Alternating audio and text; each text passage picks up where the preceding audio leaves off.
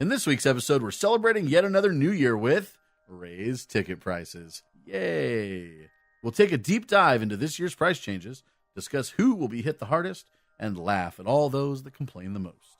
Speaking of large crowds, Galaxy's Edge is getting closer to completion with more details being revealed weekly. Did we get a confirmation of when it will be opening? Or is it all just smokescreen? Mickey's 90th continues with more merchandise and absolutely unrelated dining treats.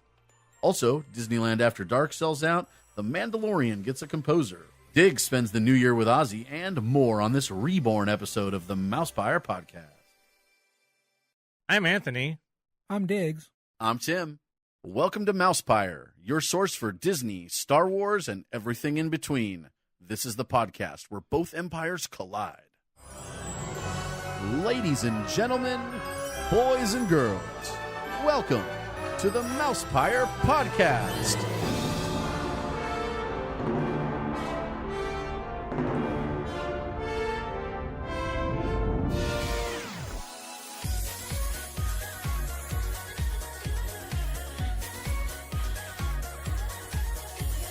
Hey, what's going on? Uh-oh. The apprentice lives.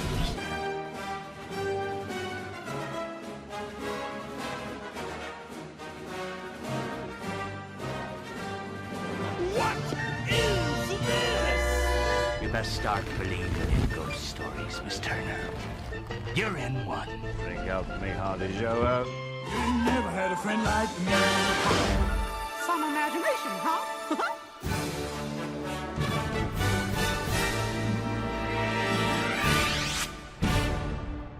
Made you look. Happy New Year! Hey, guess what? It's a new year. Happy New Year. Wait, what? Yeah, Wait. it's a new year. It just feels like August. I think, what, August 2019 now? Are we already, summer's almost over? Is that where we are? It feels like summer's, I don't know, it feels like things are happening. Right. I just want to, for the New Year's, we'll get back to that, though. Yes, we will. But we're gonna. Happy birthday! Yes. Oh, whoa, cracking. That's not my voice. I've passed puberty. We are gonna do some birthday shout-outs. I have a few birthday shout-outs to do, and we're gonna start with one that just passed this last Sunday, and that was my little Disney buddy Miles, who turned 12. Now, I met Miles actually at Disneyland with his family, and Anthony. I think Anthony was there. Were you there when we first met Winky? No, that was before me. Okay, so that was before. That was Jose, probably. That was BCA, right? Yes. Okay, so I met Winky because she followed our SoCal Disneyland Annual Pass Holders page, and she said, I want to meet you. I want to get a button. So went down to the park, met her, and she says, have you met the people at the flag retreat ceremony? I'm like, nope, I haven't. So she went over there, introduced me to everyone. She introduced me to, Miles' mom, and then she told me that she follows my page. I go, okay, cool. And then Winky introduced me to Miles, and I believe he was either 7 or 8 at the time. And then that was the day I met Charlie, the World War II veteran that we talked about before. So, yeah, met him, there. And then just through the years, just, see him over there. And then we just started, hanging out with the family. Because after the retreat, they would go over to have dinner. Like, everyone from the retreat go have dinner. So we would do that. And then we just, I started hanging out with him and his family in the park. How many people is this to have dinner? Probably about close to 10 people. Wow. We go to, they'll either go to hey, you know how older people roll. Yeah. 5 o'clock is dinner time, yeah. right? Early bird specials. Well, I thought it was 4:15. Well, the flag retreat ceremony was going on at that time. So they would either head to Plaza or to Jolly Holiday. Okay. So, Fair enough. we would go over there and hang out, and then I started hanging They'd out. always be like, okay, it's time to go eat. Yeah. And everybody would get in there. Because bedtime's at 7:30. Right. Yeah. So You've never heard so many motorized wheelchairs starting up at once. They do make a sound only when there's 5 of them starting at once. I've always wanted to do scooter races down Main Street. Oh, that's what they're doing to get to the plaza for chicken. But wide. And then you hear the super wide. Then you hear the theme song. Yeah. Chariots of Fire, maybe. No, That's if you had 2 lines rolling next to each other, right? Right. Chariots Yeah, I think of he Fire. had it right. I was picturing more like in Blues Brothers with the Illinois Nazis and they're flying through the air. Right. So anyway, just hung out with his family, and then we just started just hanging out, over every time the family's at Disneyland, I would go hang out with them and everything. So he had a birthday on Sunday, but Saturday we went to the parks to celebrate his birthday. So it was really cool because you know what I actually did? What did you do, Diggs? I went on rides. What? No way. I went on It's a Small World holiday. We also went on Pirates of the Caribbean. We went on the train. We went on Haunted Mansion holiday. Jeez. I didn't. This is the first year in probably 20 that I haven't done the holiday Haunted Mansion. Wow. I just didn't make it. And then we went That's over. pretty good considering it hasn't been there for 20 years. Well, 15 at least, right? It was 2001 was the first one. I Okay, believe. so we're pretty close. We're so we're getting 18 there. years. I just know that since it started, I've been on every year, and I just didn't. We meant to go like in the second half, but then every time I looked at the posts on Facebook, it's like it was jam packed, and I just didn't feel like fighting. Well, let me crowds. tell you about this because on Saturday it was only a 30-minute wait, Wow. and Pirates was only a 15-minute wait. But we had the DOS pass, so we didn't wait at all. We went over to DCA, and I got on Guardians of the Galaxy, and I did. We did the Grizzly River run 3 times in a row, and I got my Humphrey button. Yeah, they brought the buttons back just in Oh. time for the end of Grizzly before they closed. It's already closed. So Yeah, because it's closed as of Is today. there maybe an extra one of these buttons? I only got one. So anyway, we did the river run and got wet, and by that time they were ready to go home. And I was like, you know what, I'm gonna go home too because I'm wet. You know how it is when you have wet feet and wet socks, and I forgot to bring a change of clothes like Michael the Mail Guy does. So yeah, it was pretty cool. I had a fun time with Miles and his family. So happy birthday to Miles. The next one is my nephew Kevin, who turned 17 on the 1st. Whoa. Crazy 17-year-old. He's the one that lives over in Arizona. So happy birthday to Kevin. I didn't get to see him on his birthday. He was here, and I was gonna go and see him and everything. And they usually do the family stuff. All the family come over. So I was waiting for the dinner to be over, and then I called to see what they were doing, and they said, "Oh, well, I'll talk to his dad." And his dad said, "Oh, we're on our way back to Arizona." I was like, "Oh, it's like only 7:00," and I thought they were gonna leave the next day. So I didn't get to go over there, but it's all good. And the last but not least is my other nephew, Jason, who turned 12 on December 21st. And I was talking to his dad because I sent him the picture that Baker's has bacon now. Yeah, that picture I showed you of the burger. I sent that to him, and he was like, "Ooh, I want one." And then I was like, "Hey, I heard Jason got a phone for his birthday." And he said, "Oh, yes, he did." I go, "That's pretty cool." He's like, "Oh, you want his number?" I'm like, "Sure." Real quick, is that bacon cheaper than the Habit? No, I think it was it's more. It's $1.50. 30. I know, but it's really good. So his dad gives me his number, and it was Christmas Eve. I was doing my Christmas shopping. I was doing the last part of it right before the stores closed, and so he gave me the number, and that's it. He didn't say anything else. So I'm doing my shopping, and then he texts me. He says, "Your nephew's waiting for his uncle to text him." I'm like, "Oh." I didn't know that was the plan. I didn't get the memo of that. So I text him, say what's up and everything like that. And I found out something very, very interesting. He listens to the podcast. What? Yes. I was like, "Oh, you listen?" He's like, "Yes." He says that he thinks that we are funny. I mean, everyone's entitled to their opinion. No, it's awesome, right? It's I really, think it's really great. awesome. I told him that we will try to keep it right at PG-13 maybe. How old is he? He's 12. Oof. We'll try. I said we'll try. I mean, any kid in school these days is going to hear. I mean, we're other, already basically PG-13. I mean, you edit out any F-bombs right. or right. anything. I mean, I might every say, kid in school these days hears somebody. hey, say if he can't, shit. if he can't handle a shit now and then, then Hopefully for him, every day or two. Hopefully I mean, he's regular like Rachel. Yeah, regular. I mean, if he can't handle some poop talk, then then yeah, I don't know. Maybe somebody needs to be homeschooled. Wait a minute. If he's homeschooled, then I don't know. Anyway, so yeah, he says he listens. I thought that was pretty cool. Yeah, happy birthday to all of them. Happy birthday! Yes. To you. Happy New Year's. So, hey, how was everyone's New Year? Hey, it was pretty uneventful, I guess. Oh, okay. I just want to ring in the new year by making people feel old How? in the usual way. 2019 will be 50 years of Butch and Sundance, Easy Rider, Midnight Cowboy, The Wild Bunch, and the black sheep of the Bond movies on Her Majesty's Secret Service. It is 40 years of Alien, Apocalypse Now, Mad Max, Monty Python and the Life of Brian, Star Trek the Motion Picture, The Muppet Movie, and The Warriors. Whoa. This year will be 30 years of Batman, Indiana Jones and the Last Crusade, Back to the Future 2, Bill and Ted, and of course Roadhouse. Cool.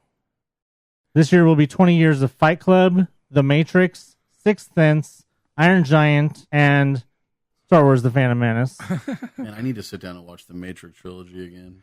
It will be 10 years of District 9, Avatar, and the new Star Trek movie. Did you like District 9? I never saw it. I like District 9. It was pretty It cool. was cool. I mean, was weird. It's different sci-fi than I'm used to. Very yeah. different. So that's a list It courtesy was like- of Pablo Hidalgo. Well, District 9's by the same people that did Chappie. Yes. And, I mean, it's very much like a real-world take on sci-fi where there's essentially racism and classism and, Right. you know, they just stick all these aliens like in an internment camp almost. It's very interesting. But other people live there too. So anyways, yeah, that's it's always easy to make people feel old when they realize, oh, wow, that movie came out that long ago. Yeah. Speaking of sci-fi, when I bought these shirts recently, the one that he was talking about, I have a Videopolis t-shirt. One of the other ones that I almost bought was one that said "Never give up, never surrender." Which is I just want to make a comment that I'm very disappointed in the Hollywood press that that it took almost to the end of the freaking video clip for them to show Tron in the Jeff Bridges video package that they showed for his Cecil B. DeMille Award at the Golden Globes. I fell asleep. Oh, yeah. Well, the Jeff Bridges got the Cecil B. DeMille Achievement Award in movies, and it took them almost to the end before they showed Tron. Oh, you know what? Either Tron movie or even Tucker. I did see that. So, Tim, what'd you do for New Year's Eve? we binge watched some TV show.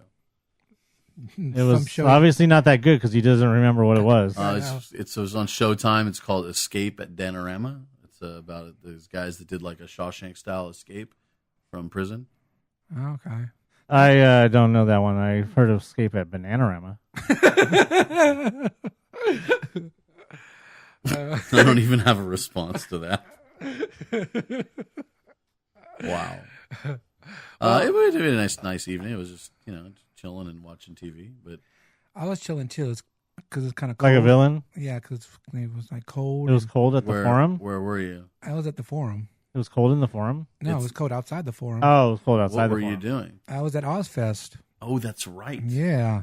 And the first two bands were outside in the outside stage. Oh, So- that's how they did that. Okay. Yeah, so it was kind Why of... would they split them up? Because Ozzy wanted like his own stage. Well, Ozfest basically. traditionally, which traditionally was held at Glen Helen, aka Blockbuster, aka whatever the San hell, Manuel. whatever the hell other names.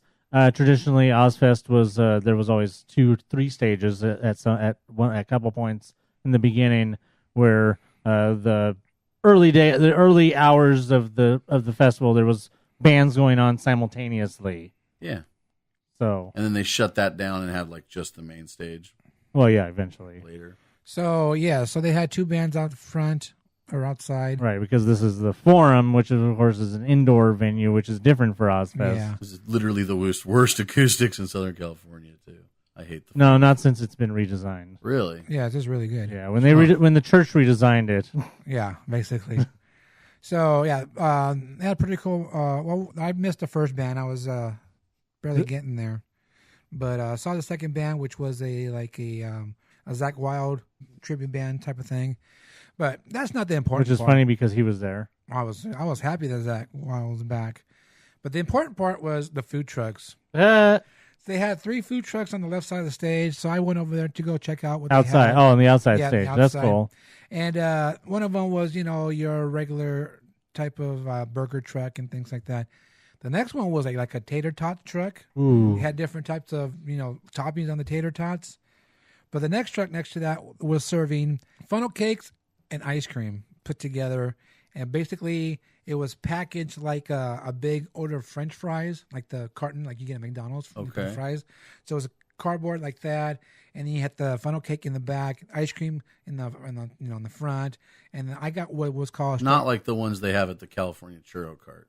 No. Those are like a swirl churro, like in two. No. Yeah. This is a real made churro. They make them right there, and had strawberries on top, and the whipped cream. Oh my god, it was so good. So I loved that. It was $10, but I was like, you know what, I'm gonna try this. So it's pretty good. I don't remember the name of the truck right now, but that's you can check out the Churro truck. You can check out YouTube. Funnel cake truck. And I'll have the pictures on there. But yeah, that was pretty good. Ozfest was awesome. It was fun. I had a great time. Sometimes when you go to, how you go to concerts, you're like, oh my God, it was a long day. And you're like, oh my God, is this over yet? You want to see Ozzy. You want to see the last band, but you want to go because you're tired. I didn't feel that way at all. But Do you think it was because it was indoors? Maybe because, I was indoors. I mean, some of those early Ozfest, man, we were... Right. Well, right. Some of those early... When was that first Ozfest, remember, was in November. It was October. Or no, it was October. It was so cold. I know we were really cold, and then they moved Ozfest to summer, and then we just lots of supply was needed. Melting. But I think all the bands were awesome. You had Ice-T. How was Jonathan Davis by himself? What was that like? That was really interesting. Did they play Korn stuff, or was it just? Yeah. He played some Korn songs. He played the 2 songs. He played 2 songs from Queen of the Damned. Oh, interesting. It was really cool. Like a slower pace tempo. But me with the lighting and everything, looking at lights, he only used red lights. Oh, crazy. No light show, no spotlights, just red lights. So, he did a great job. And, of course, Rob Zombie is probably one of the best shows you can see. And Ozzy, poor Ozzy, I feel a little... he's old, and he needs to just stop. Of course, when he sings, you understand him, you know the song. But when he was trying to talk and explain to the audience, he was basically trying to say, at 11:59, we're going to stop the show and count down. That's all he was trying to say. Probably just sounded... Exactly. So just like that. And people are like, what? What did he say? So Ozzy... I know how to speak Ozzy. Ozzy just needs to... We do have the same birthday, after all. Exactly. Ozzy just needs to sing the songs, and that's it. Don't even talk. Does he need to have like his own... He needs to be like in wrestling, where like Brock Lesnar has like Paul Heyman, who comes out and talks for him because he doesn't know how to talk, because he's a moron. So that's what Ozzy needs. Not because he's a moron, but because he can't talk. So he needs to have He needs to have like a manager who can just come out and be his like mouth of Sauron. Yeah, or just have Zach talk. That's all he need to do. But supposedly Ozzy's done. He's not touring anymore or whatever. This is it. That's what he says. So, was this the last gig? I think so. I'm not sure. I don't know. I haven't looked into that, but it was a great show. I loved it. It was cool. And one of the best parts was after the show, because we were walking to my truck, and then my brother says, I'm hungry. Where are we going to eat? And right in front of us, Street Dogs right in front. Right there. Street Dogs. I was like, ooh, yes. I said, this is what we're going to eat. So it was pretty good. Bacon wrapped. Yes. So I had a good New Year's Eve. It was pretty cool. At the countdown, they had fireworks and everything inside. I didn't even know they were going to have fireworks inside. They had some of the, from the stage and everything launching off. So I was happy that WWE fireworks. Yeah. Used to be. Yes, I was happy that I got fireworks for New Year's Eve, because I know there was thousands of people who did get fireworks for New Year's Eve. Ooh, is it too soon? Oh, sorry, Disneyland. No fireworks for New Year's Eve. No fireworks for you at Disneyland. And that's neither time either. Right. There's been years like we were just talking about earlier, 2016, New Year's 2016. There was fireworks at 9 p.m. for Walt Disney World, but there was no fireworks at midnight because of high winds. Yeah, you got nothing this time. I don't know if that's the first time in a while that's happened, or the first time ever, but it's definitely sucks for you. Yeah, so you got thousands and thousands of people right in front of the castle waiting for the fireworks. They're probably sitting there since 7:00 in the morning. But I'm sure Tim probably knew plenty of people bitching about that, about how there was no Castle. fireworks. Oh, there was high winds, right? Well, yeah, that's what we're talking about. That there was no fireworks for New Year's. Yeah, at all. Well, but the best show was it was like windy AF. What are they going to do? Yeah, the best show was over at California Adventure because they had a cool firework display. They had fire from the World of Color, all the World of Color effects. They had the lights going off on an Incredicoaster for cool. the World of Color lights up on there. Now, I believe they did have the low-level fireworks off the castle for New Year's, or was it just lasers? Did they have nothing? I don't remember. I was thinking they that would have done something as some sort of thinking that they still did the low-level fireworks. They might have. I don't remember seeing at least a video. the castle launches. Or right, something. that's what I mean. At least some fire.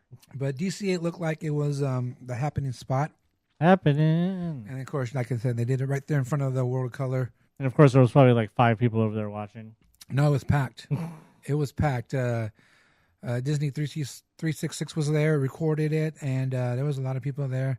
And of course, DJ Wendy Walker was there spinning the tunes. So was she walking in different directions? I don't know. I wasn't there. So anyway, it was pretty cool. The videos I've seen, it looked pretty tight. Yeah, I was wondering, do you think since they didn't have any fireworks for New Year's Eve, do you think Walt is rolling in his grave for that? He might be.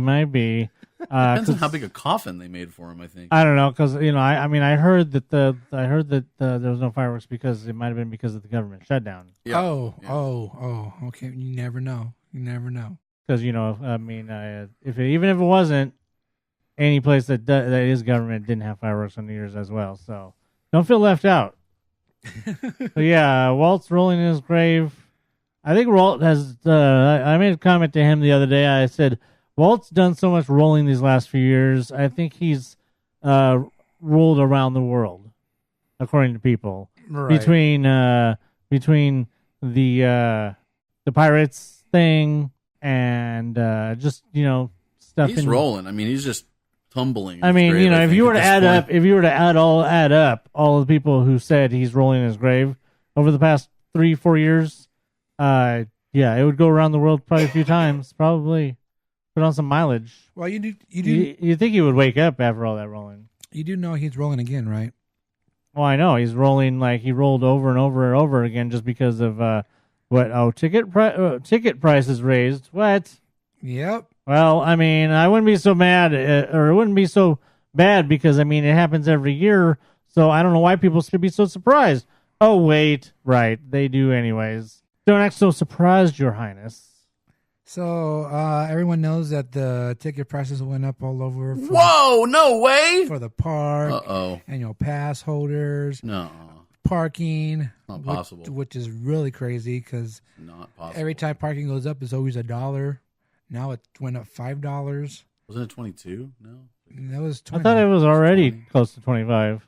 No. I thought it was 22, but no, it was 20 because Knott's was 19, and I was like, hey, Disney was 20. Wasn't Universal already over 20? I believe so. Okay. Maybe that's what I was thinking of. So, Disneyland parking is now $25. Woo. Yeah, so all the ticket prices went up.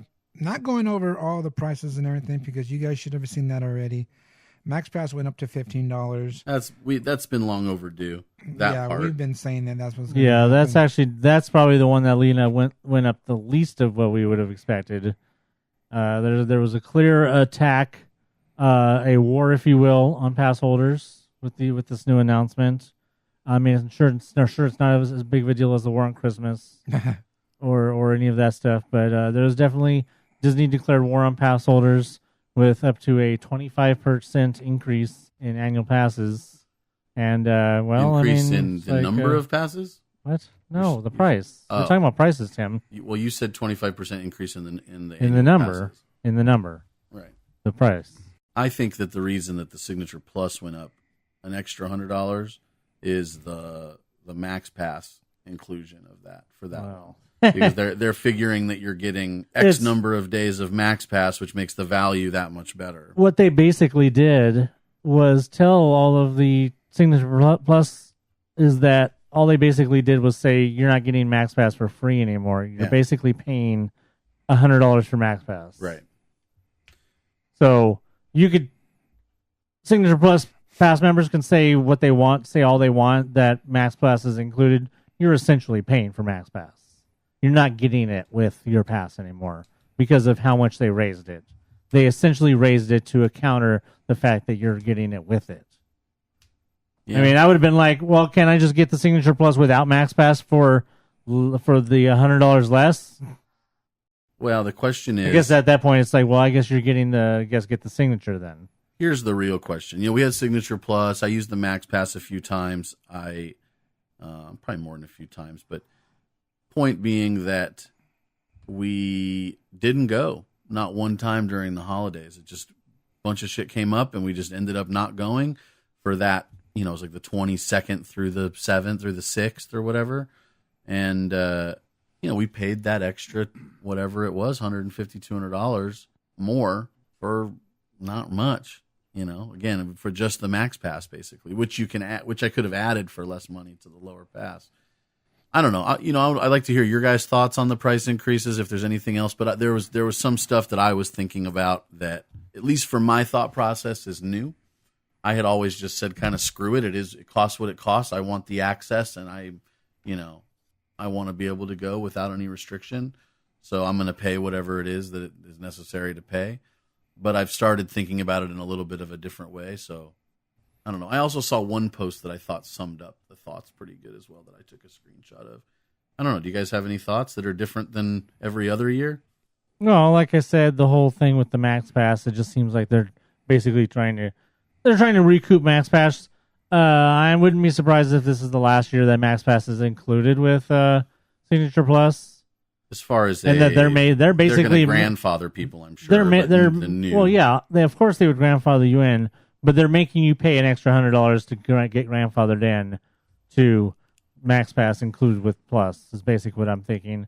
I'm thinking that Max Pass next year is going to become separate, and everybody's going to have to pay extra to have it added to the pass. Unless you've already had it. Well, yeah, obviously, unless you're already grandfathered in.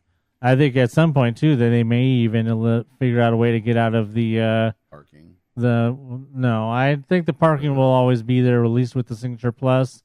They may try to get out of it eventually with the Signature.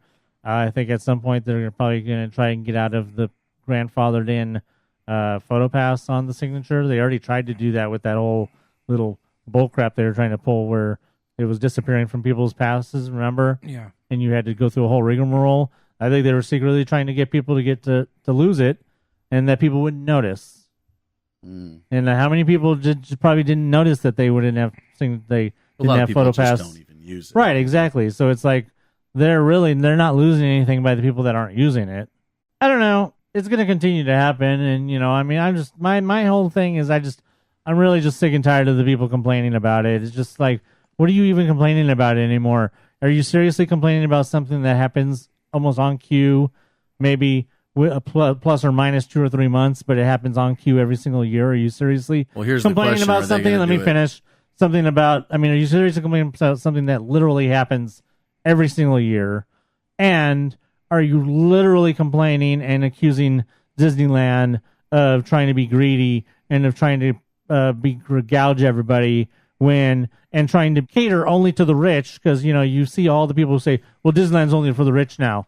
But you go to the park and stand in the park for 5 minutes and you'll quickly learn that there's definitely not the rich people there. Now, just look at the clothes. Just before you get to your comment that you want to read, this is a comment we had on MousePIRE that goes to what he just said. And this person says, not renewing our family passes, they expire in May. The new greedy management at Disneyland is ruining the park. Well, there's not new management. It's pretty much the same group of people. I commented on that, and I don't know if they ever responded. They probably didn't. I said, who exactly is this quote-unquote new management that you speak of? Because, other than having like a revolving door of presidents, Disneyland is basically run the same way it's always been run. They said they answered your question, said greed, fact. That's not an answer to my question. That's not greed. Is not a new management. Greed is just Maybe that's the name of their management company. oh, yeah. Greed Fact. There you go. No, they must be owned by PolitiFact. All right, what do you got there, Tim? This is a photographer that posts in a lot of the groups. He's not local, but lives in California. He says, my pass went from $369 to $399, which based on my 21 average days per year means it went up about $17.50 per day, from $17.50 to $19 per day. Still the best Is that deal the on cheapest the planet. pass? Yeah. Oh, For any local that has to buy one of the most too expensive passes, you're still better off than I am because you Arcane. get to go more. There will be a lot of whining today because of this, but come on, get a grip, people. As long as you live on this earth, prices are going to go up for everything. I'm sure people's cell phones, cable, internet bills, satellite bills go up every year too, but people always find a way to pay for them because they're a priority. I've been a pass holder since 2005, and I plan on being one for a very long time, as long as I'm healthy enough to go. So the response to that was a woman that said, that's awesome for you, but some of us can't get that SoCal Select Pass, which, by the way, by the price you stated, I assume is what you have. As much as I love and treasure Disneyland, the tickets and passes are getting to be too expensive, especially when I think of my future family. I want my children to grow up going to the parks just like I did. I was a pass holder for many years, but depending on other costs of living, it might not be feasible. $7.99 or more multiplied by 3, 4, or 5 people adds up very quickly. So George responds and says, you are right about which pass I have. I'm not sure, though, where you live, but any LA local who would get to sleep in their own bed still has it cheaper, even with the $13.99 pass, or the $1,400 Signature Plus, he means. Staying at a Motel 6, I paid them at least $1,400 for all of my visits last year. A local, instead of visiting 21 days, could visit 100 or even 200 days out of the year and get that per day cost way down. I hate price increases just as much as everyone else, but I understand them better than most. Disney's a business, and they have a crowd problem with record attendance every single year. If they did the opposite and cut prices down or cut prices in half, the problem would only get worse. And I don't know if you can say it better. That's basically the point, and that's why I can't. Sometimes I feel like these people that complain about the prices and complain about Disney being greedy and complain about, that how the prices are just getting higher and higher and that being greed. I feel like those people aren't never at the park. They don't see how crowded the park is consistently. A lot of them don't. They couldn't. They can't see how consistently the park is, and we've talked about this since the very first episode of this podcast. How the park has been consistently busy since end of May of 2015. Right. We have not had a true off season since random days, but that's it. We haven't had a true off season since spring of 2015. Saturdays in April were really low attendance. So I mean, I don't understand how you people can be so freaking entitled that you could think that there's plenty of people who make, sure, they're probably spending out of their means to go to Disneyland. Yeah. That's why I say you go to Disneyland for stand there for 5 minutes and you'll realize that only the rich aren't going to Disneyland. Anybody who can save up money can go to Disneyland and make a trip of it. All it is these people are making it a priority for themselves. If anything, the new ticket pricing is giving priority to people who are visiting, because the prices of visiting people did not go up as much as prices of pass holders. And that's why I made the joke that there's a war on pass holders, because clearly Disneyland is showing that the priority to them is the non-pass holders, which, to be honest, what did you really freaking expect? Now, here's a comment saying this is how they would try to fix their crowd issues. So they need to start charging for children under 3 and $20 for single strollers, $30 for double, ban anything beyond that, and cap it at $500 per park, period. We'll all agree with that. Crowd issue solved. Well, yeah, because you could probably get in if you were to limit the number of strollers or the size of strollers, completely. the number of people that you could probably get into the park extra because of it would be based on space, yes, but what these people, and I think even you guys don't understand, is that the capacity of the park is based on what the fire marshal allows in. It has nothing to do with strollers. It's number of people based on square footage, strollers, number of attractions, and number of employees. The strollers exacerbates the issue. Totally agree that it makes the park more If you were to take the same amount of people in Disneyland on a regular busy day and take every single stroller out of the park, you don't think that people ever it would look like Knott's Berry Farm. It would be. Well, I don't know if it would look like that dead, but it would be. People would be walking about much more comfortably. I don't mean dead, but less strollers. Right. It would increase the comfort level in the park. Right. But it wouldn't mean that they could put more people in. Oh no! Well, no. Any time you could increase the comfort level, you could probably put more people in. No, but it's not according to the fire marshal. Well, the limit is what the limit is. Right. I mean, we don't know how exact that is. The fire marshal is, anyways. But I mean, I've done events for a long time, and capacity, no matter where you are in California, is based on 3 or 4 main factors: square footage, a number of employees on staff that can assist in case of an issue. You would think that the employees would go against capacity, but the more people you have working. Also keep in mind that we're basically on the verge of capacity being raised by over 10,000 guests. So yeah, they're saying like 10 or 15,000 yeah, people. So I mean, and then the last thing is how many attractions are running, so they can. Yeah, we went over this. We've talked about this a lot. Yeah, we've talked about this a lot. All right, next comment. Disneyland is overrated. I would never pay that kind of money for an annual pass. But yet they're following our page. I don't understand that either. I'm like, why are you on my page? Why are you here if Disneyland's overrated? Get the.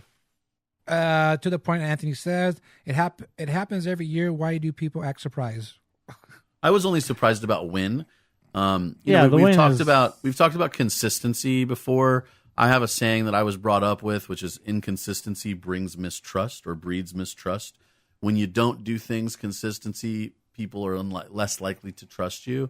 I wish that they would just pick a time of the year, a month, and then every year we know that that's the month the ticket prices go up, and they go up by about the same amount every year so people can plan for it.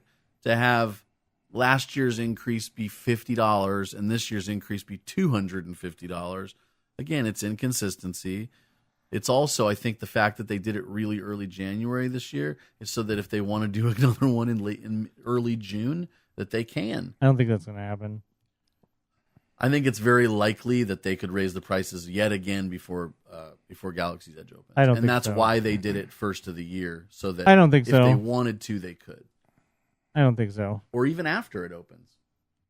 That's entirely possible. But I mean, I think this is it for this year. If we do get another price increase, there was 2 of them, maybe not last year, but the year before. No, they were separated. One was the tickets, one part of the year, and then the annual passes were raised. Like separate. They were separate. It was like February and November, right? Yes. I think the passes were raised in November because it was when they restructured. They got rid of the premium and went to the signature. Yeah. Now this one's funny. Anyone complaining about the price of their iPhone or ridiculous satellite cable bill? Disney is not a non-profit, people. No one is forcing anyone to buy a passport. Budget and buy what you can't afford. Exactly. I mean, I waited almost 3 years with an iPhone 6 Plus before I finally get the XS Max this year. And I waited until the screen broke, and I had to get a new. It was like literally had to buy the new. I mean, it comes down to live within your means, folks. I mean, if you're one of those people that lives paycheck, but you're driving around with a Mercedes, well, you're probably one of the people making a stupid comment. But I will say that the three. I mean, I'll tell you right now that if they ever get rid of the payments plans, I'll probably never have a pass again. That's just straight out. If they ever get rid of a credit card just for that, or you'd have to get a credit card just for that. Yeah. So I mean, I'll say that straight out. I mean, and there's people that are calling for that.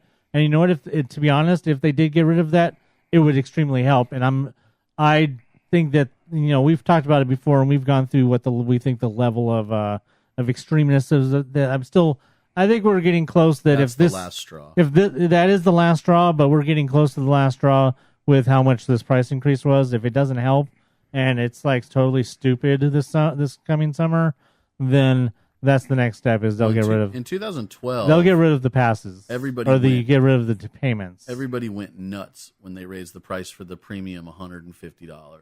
It went up to $700, and it was like, whoa, what the heck's going on here? Or maybe $6.49, but it had been $4.99 before that. Oh yeah, but then did it go back down? Wasn't that the one where I got my pass, right? They added another month. They gave you a free month. No, that was 2 years later. Because I think that I know you. I remember what you said. That was in 2000, and it, beginning of 2014. I don't remember when I remember the pass went up a big number, but then they went back down and they were like giving you refunds or. Dirty. You're talking about in 2000 when DCA opened. No. They did that when DCA opened. They charged $100 extra, and then they realized nobody was going, so they gave you either 6 months free or refunded you $100. I think that's what I'm talking about. All right, so we're gonna wrap up with these comments real quick. I just want to say that most of these comments are people saying that, oh well, they're gonna get rid of the pass and they're gonna go to Knott's Berry Farm because you can get all this for $80 and this and this and that. That's cool and everything. I haven't passed to Knott's. I like going there and just chilling and everything, but those people who are saying that they're going to go to Knott's, you guys are going to be like, damn, I wish I was at Disneyland. Yeah. Listen, I'm about as diehard Disney as it gets, but as I get a little older, it's less that I'm able to make it there.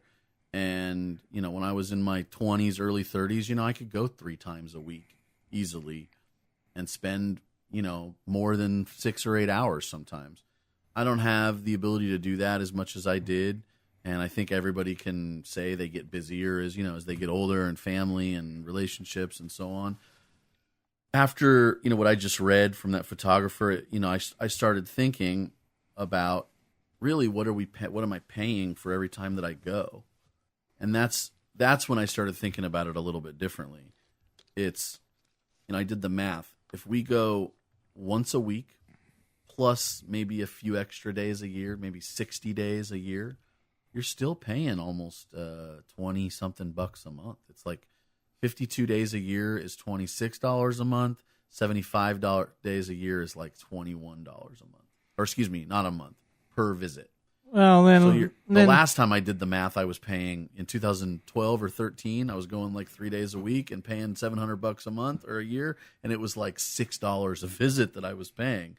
That's a big increase. You add me and Elizabeth together at say $25 each, plus maybe $10, and we get a coffee and some scones or something at the Starbucks or whatever, or a churro or whatever. You're a scone. You're at $60 for the two of us every single time we walk in the gates a month. If we go once a week or once a week plus a few days, it's a lot of money.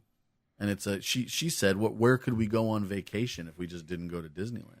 Yeah, and that brings me to my next point, and a lot of people are rightfully saying now that, you're getting to the point with the pass, especially like the either of the 2 signature passes well over $1,000, and you're getting to the point where you might have to start being like, I could just go on a vacation to a really nice place rather than getting my pass this year. Maybe, it'd be like, oh, maybe I just won't get my pass this year, and I'll go on a trip to Yellowstone before the government decides to shut it down. And it's already shut down right now. But before the crapping everywhere. Before the government totally ruins our natural wonders, maybe it would be good for somebody to take a year off of their annual pass and take a trip to Yellowstone or to Grand Canyon or to any other national parks that nobody's been to, or maybe Delaware. Yeah, or Delaware. We're in Delaware. What's a Delaware? So or cruise. For the price of a signature plus, you can almost go on a cruise. That's true. So one person, yeah, you could. That's what I mean. $1,400. That's what I mean. You go on a Disney. You can go on a even. Disney cruise and get a good. So room. We're seriously at the point where it's like, well, do you give up Disneyland for a year for one awesome vacation? Hawaii even, or even you've made up the point, the how cheap it is to go to Hong Kong or Singapore. Super cheap. Take all the money that you're going to use to have an annual pass and go to one of those places. If you do it at the right time, yeah. And have a wonderful new family vacation rather than just the same old thing with Disneyland. Disneyland's not going anywhere. Disneyland can go a year without you having an annual pass. Disneyland can go a year without me having an annual pass. It can go a year without any of us having annual passes, and it'll still be there. But you won't always have the chance to go to other places. Something. So, somebody I mean, brought use up. this as an opportunity that if you're one of those people that's truly that hurt by the price increases and everything, Take a use break. this Take as a an break. opportunity to take a break and go someplace nice. But do it. Don't take a break and just spend that money Right. on a couple extra Christmas presents or, a little nicer car. I mean, go somewhere, do something. Yeah, do something. Experience Like I said, go to our national, once the government hopefully eventually reopens, go to our national parks, enjoy them before our government gives them away to coal mining. All right, last comment here I want to read. It says, y'all, bunch of complainers. Yes, this place is crowded. Yes, your situation may be different than mine. However, if you visit during peak hours, expect it to be crowded. I never go until 6 p.m. or 7 p.m. and only go on Sundays and Mondays. We never have issues getting on any rides, and for the amount of time that we go, we get our money's worth. Instead of buying food in the park, bring your own food in a backpack. If you can't afford parking, have everyone pitch in $5, or make sure one person in your group has the pass that includes the parking. It really isn't that bad. I'm actually happy about this because more of you keep falling off the wagon, and I'm enjoying the park more. I mean, that's what happens every time, though, is that, a bunch of people drop off, but then a bunch of these, I hate to say, the noob fans, the people that are just, like, it's the cool thing to do right now, they seem to jump on. I think they're even more annoying than the people that are dropping off. Do you think that if they put in different types of ticketing that could be successful? How? Like a ticket that is, let's say... I'm going to stop you right there. I'm going to say right now that the only type of ticket that would appeal to anybody would be a ticket that if you pay less to not have Star Wars included. What I meant was like a ticket that didn't include attractions. You just had access to the park and to come eat. You know what? I totally wouldn't be opposed if they went back to the original ticketing system. If we went just back to a flat rate for entrance and then you pay by attraction. Yeah. I mean, hate to say. I mean, and it seems like for those who aren't, I mean, we're barely old enough to remember. I don't even remember ticketing because I'm barely that. Not old enough to remember that. So, Michael Eisner was the one who ordered that, and he was basically a genius. And when he first came in, he basically ordered that the change in the ticketing. That was all him. Yeah, and it was basically genius because he basically made it that no matter what you do in the park, you're going to pay the same amount of money, rather than people who. Because if you get down to it, your annual pass holders would be people that would never spend money on attraction tickets, so they're not going to make as much money on your annual pass holders, and then you would just have that much more people in the park just wandering around, not going on rides. So, it just as much as it would be nice for them to go back to that, and it would be fantastic. I don't think it would happen because then you would have that many more. Just what you would call squatters. I'd love to be a squatter. And that's basically what all APs would be squatters.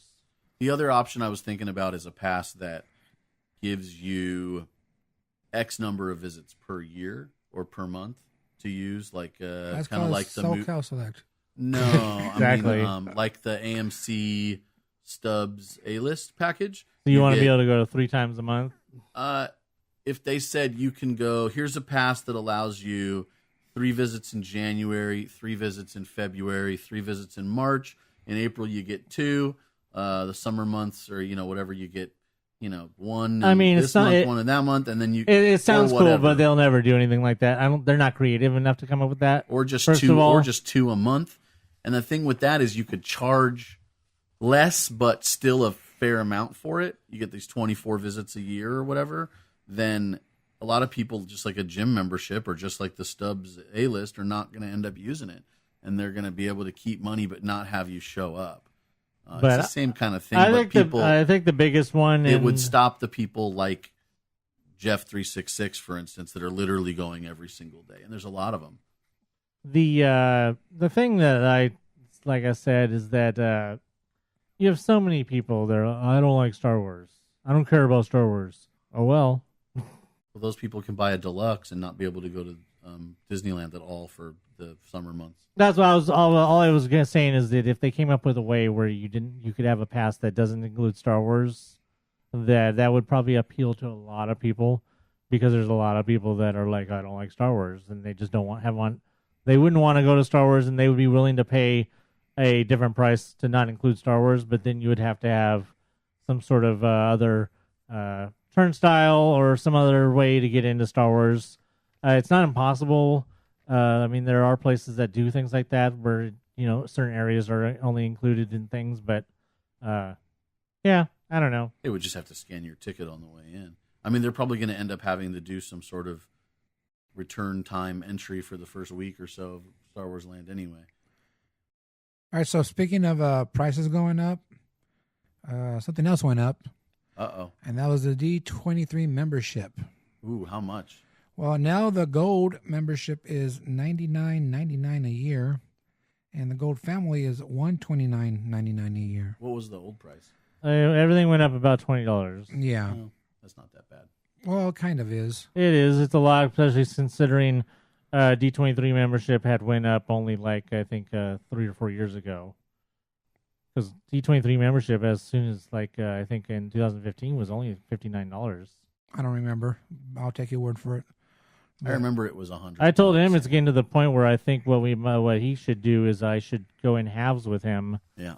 And Get the family. convert his charter membership. You should be able to convert your charter membership to a gold family and still be a charter member.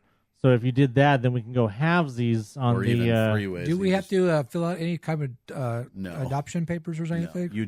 We all chip in on the same thing. And No, then we I think just it say comes we're with agreed. it. It's like a Cabbage Patch doll where you just fill in your name. Oh, okay. Do I have to put a thumbprint or footprint or anything? So yeah, those prices went up on January 1st. So of course they still have the complimentary one. You get the free one, but if you guys That doesn't get you anything, no, you don't get crap. You'll just probably get emails. right? You could basically turn on notifications from their Twitter account. It'd be the same thing. Exactly. But you do get a cool renewal gift. Yeah, it's one of the coolest new gifts in a while, I'd say. What'd they give you? It's a people have probably gotten it, but it's a cool pin set. Yeah, looks really cool. I'm can't wait to get mine. Jeez, we'll bring it for show and tell. Oh, I did last time. So yeah, if you guys are interested in that, just head over to what's it called, Shop Disney, and you can buy your. Or you could just go to d23.com and follow the links. That goes which to will Shop go to Disney- which will take you to Shop Disney. shopdisney.com. Yes. So you can look at all the information. You can get all the information over there. But yeah, those prices also went up. And hey, speaking of prices going up, there's some prices that actually went down. Whoa. Right. So for any of you that went and bought the advertised back in November, the holiday 3-day ticket deal, well, you might be a little upset to find out that they have brought back the holiday ticket deal for the same days, but now they have different prices and different offerings. So this was released in, like you said, in November. It was released on November 20th to visit the Disneyland Resort early 2019 for $70 per day, and it's a limited time ticket offer. And they advertised that it was going to start, of course, on January 7th and go through May 23rd, with blackout days, which were April 14th through April 22nd. And you also this will include one magic morning, and so $70 per day is $210 for the 3-day ticket. And this was early, and like we said, in November. But it was for the time beginning January 7th, but you could buy the tickets back then. Yes. Well, now, as of January 4th, they posted a new deal, which is basically the same deal, but they're adding on to it, but it's better. Much better. Now they've added a 3-day park hopper ticket for $234, which wasn't available before, but now they've just done it as a flat rate, 3-day, one park per day ticket for a flat rate of $179, which comes to $59 per day, which is just under Or you can do just 4 days. just around $11 cheaper than with the deal that they had back in November. Once again, this is still the Southern California resident. It still is the same. It includes 1 day of Magic Morning, right? That was the same. The tickets will be available for purchase from January 7th through May 20th, and you can use the tickets up to May 23rd, which is the day before the Friday of Memorial Day weekend. So here's my question. And it has the same blockout dates of April 14th through April 22nd that were on the previous deal. So what if you bought the previous deal? You're just screwed out of the extra money? Basically, because that was the first comment that somebody asked within minutes of this being posted, and they've still never answered their question. I mean, they're going to have to take it to the guest they would have to take it to whatever. guest services. I bought this deal. You said it was going to be the best deal for the thing. Now you got another deal. It's even less. It's At the time when this was suggested to me, before we had any idea that pass prices were going to go up, it had been suggested that you could use this as that you might have been able to use this. You could pay for the 3-day park hopper ticket and then apply that toward a pass later on. You should always be able to do that. So you could have applied the $234, basically turn that into a down payment on a pass. But It's usually how it works. you would have had to cash in the pass before the thing started. So before they did the last day usually is before the way last day. But now the tickets prices have already gone up, so it kind of negates that. You could still do that with the prices now, but I had thought about it with the prices before they went up. It had been suggested to me, but that's still an option for anybody that might want to. If you thought about getting like I said, the 3-day park hopper ticket for $234, then you can later on be by May 23rd. You could turn around and you can go on May 23rd and then use that to turn around and apply it towards a new annual pass. I don't think that'd be the best idea. You have to, in order to upgrade any multi-day ticket, you have to do so before the end of the day on the final day of use. So if you have a 3-day ticket, you have to use it by the end of the 3rd day. However, so if you do it on May 23rd, the date that the pass starts is the day of the first use. Okay. Oh, so it would go all the way back to the first day of your January ticket. or whatever day you first used your ticket. So if you were gonna do that, might as well just get to put $234 down on a pass. Yeah. Yeah. I mean, or use your 3 days and then decide at the end of the 3rd day, like at the end in February. I mean, I'd say that now anyways. Anybody who might consider getting the 3-day park hopper ticket for $234, unless you have a specific reason for only getting the 3 days, might as well just turn that $234 and put it down on a pass. Or wait until like April or May to use it the first time and the upgrade. Right. Yeah, if you can wait. They say patience is a virtue. So, so if you guys are interested in anything like that, make sure you guys check that out. Patience, young Padawans. While we're on ticket prices, because I was in a discussion with somebody recently, the military deal for this year is $178 for 3 days or $198 for 4 days, and they give them they can use the tickets. They can use those 4 visits anytime throughout the year except for the 10 days surrounding spring break in April and the 2 weeks surrounding Christmas and New Year's, basically the signature blockout period. They also get the opportunity to buy the Magic Maker, the Photo Pass package, I think for like $49 or $59. I'll make your magic. Whoa. And don't forget, the person who bought the tickets has to be there the first day you use those tickets. Yeah. Sometimes on the later days, too, if they're going to be really strict about it. So make sure that person's there, and because they have to show military ID. And if that person is not there, you are not getting in. Bye. Yeah, so depending on how strict they are at the ticket booth, they may require that they're there at least at the start of every day. Now, this is funny because during this Christmas season, when we had the 2 weeks of blockouts for, the signature, there was a lot of people trying to come in during those 2 weeks.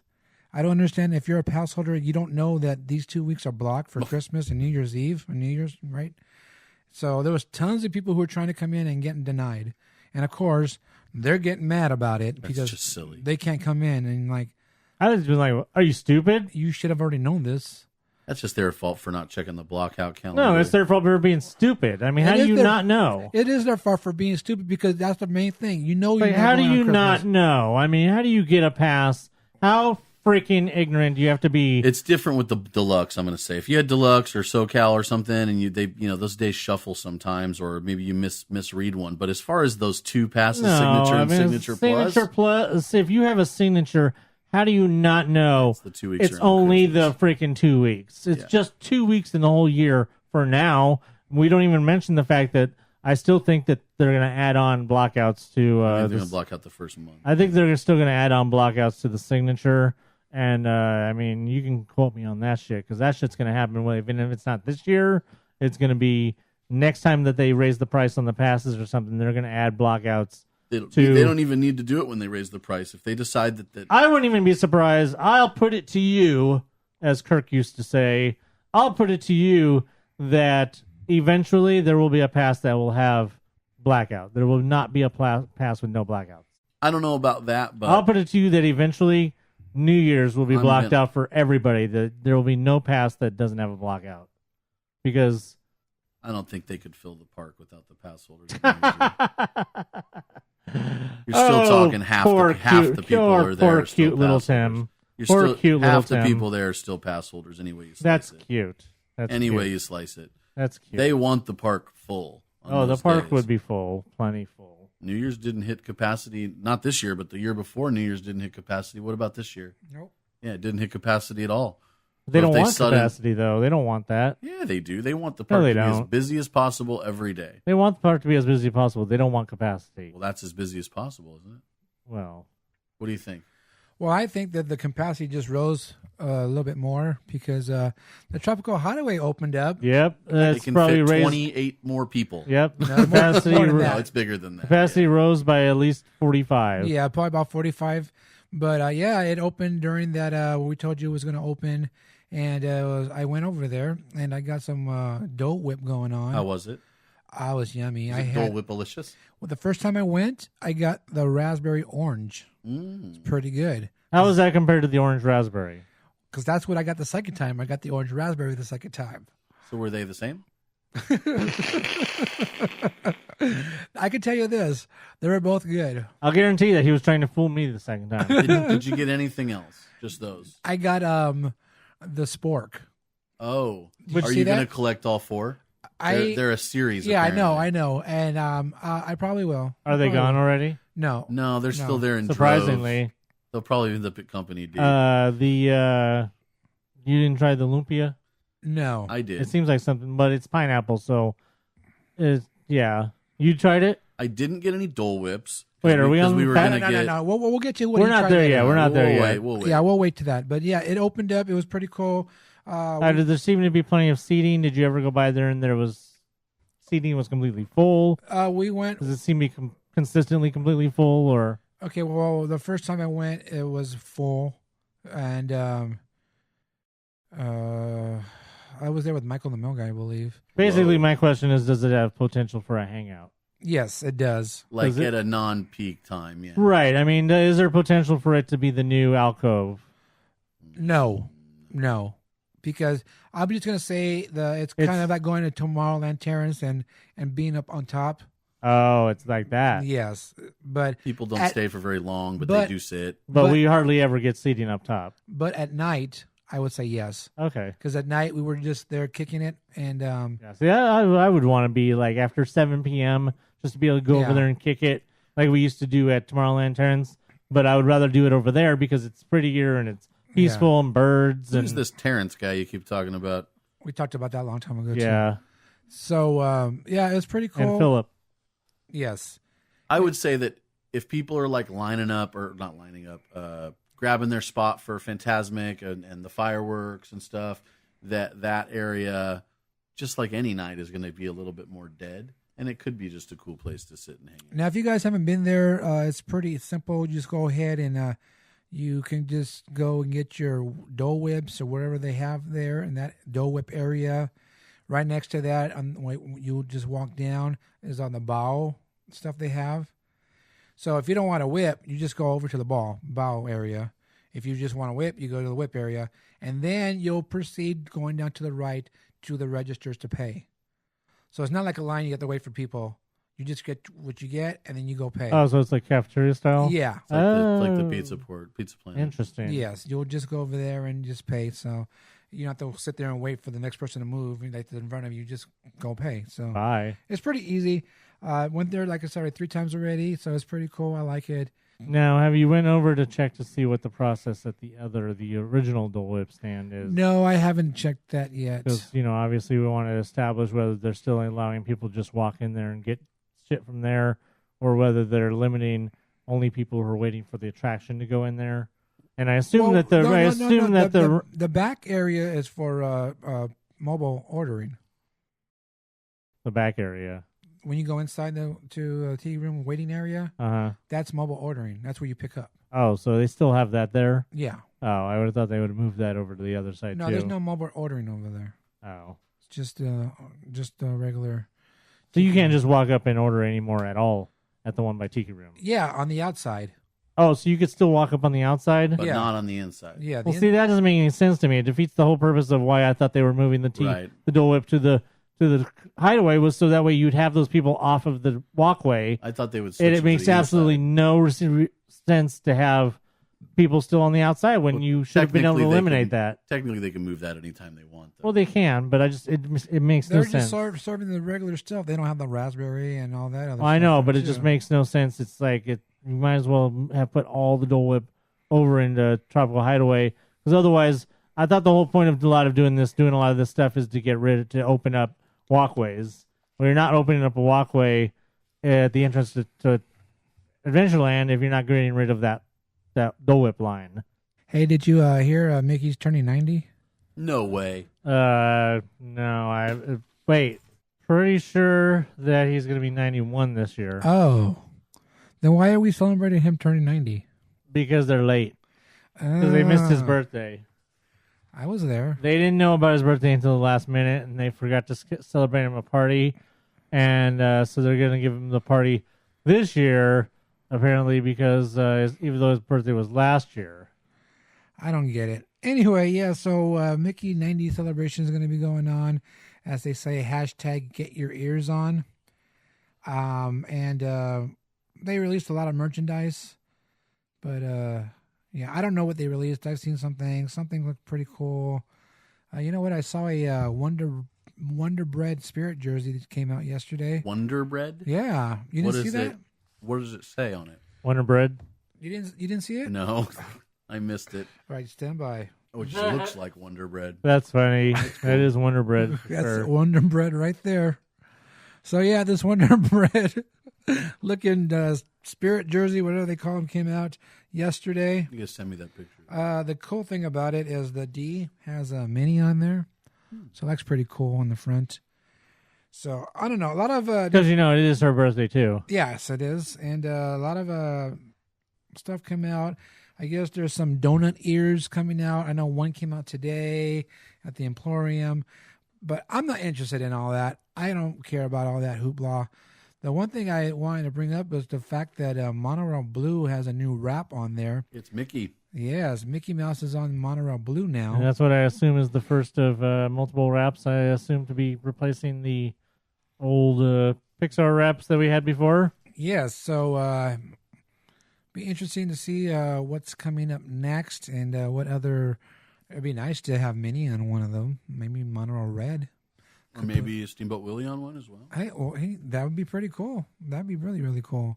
Yeah, speaking of Steamboat really real quick, we did get, after telling you guys last time on our podcast, some details about the upcoming new fireworks or laser show, at least, projection and laser show with sometimes fireworks.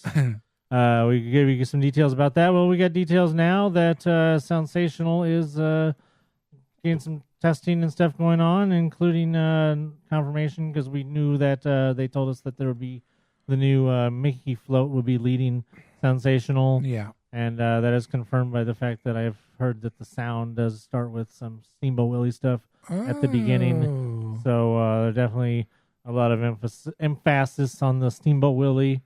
Since we also know from the other report that Steamboat Willie starts out the projection show as well. So, Well, you should.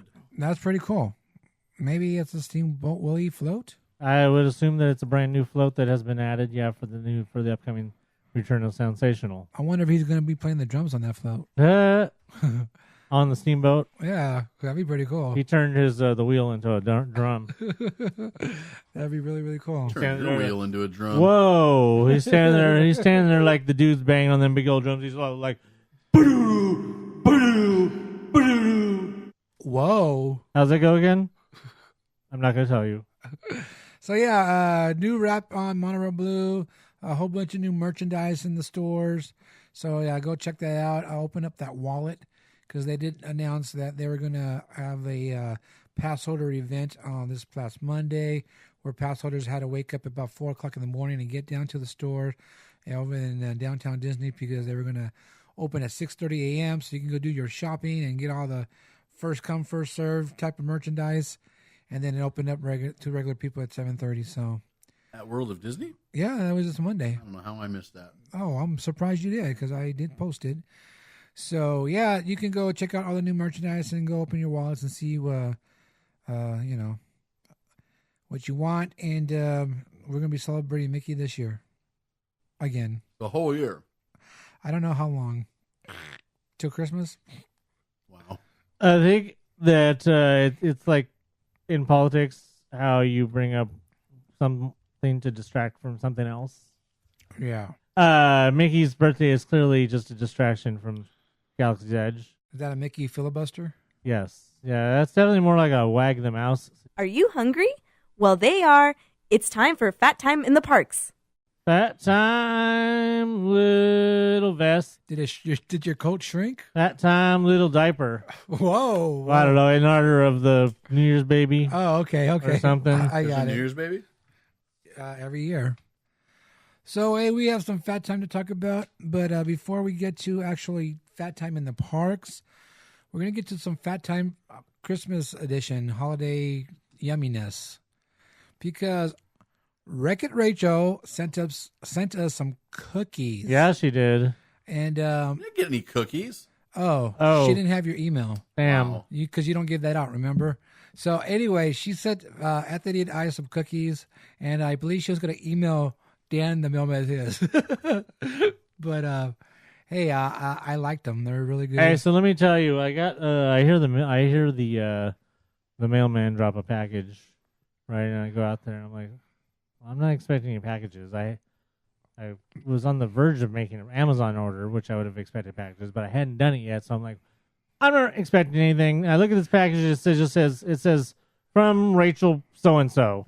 I'm like, well, I don't know who that is. I take the package to the house. I'm shaking it. It sounds weird. He thinks It it's sounds like anthrax. it sounds like a bunch of broken anthrax. And so I take it in and I open it up, and then there's this tray, and it says Happy New Year or Merry Christmas or whatever it said on it.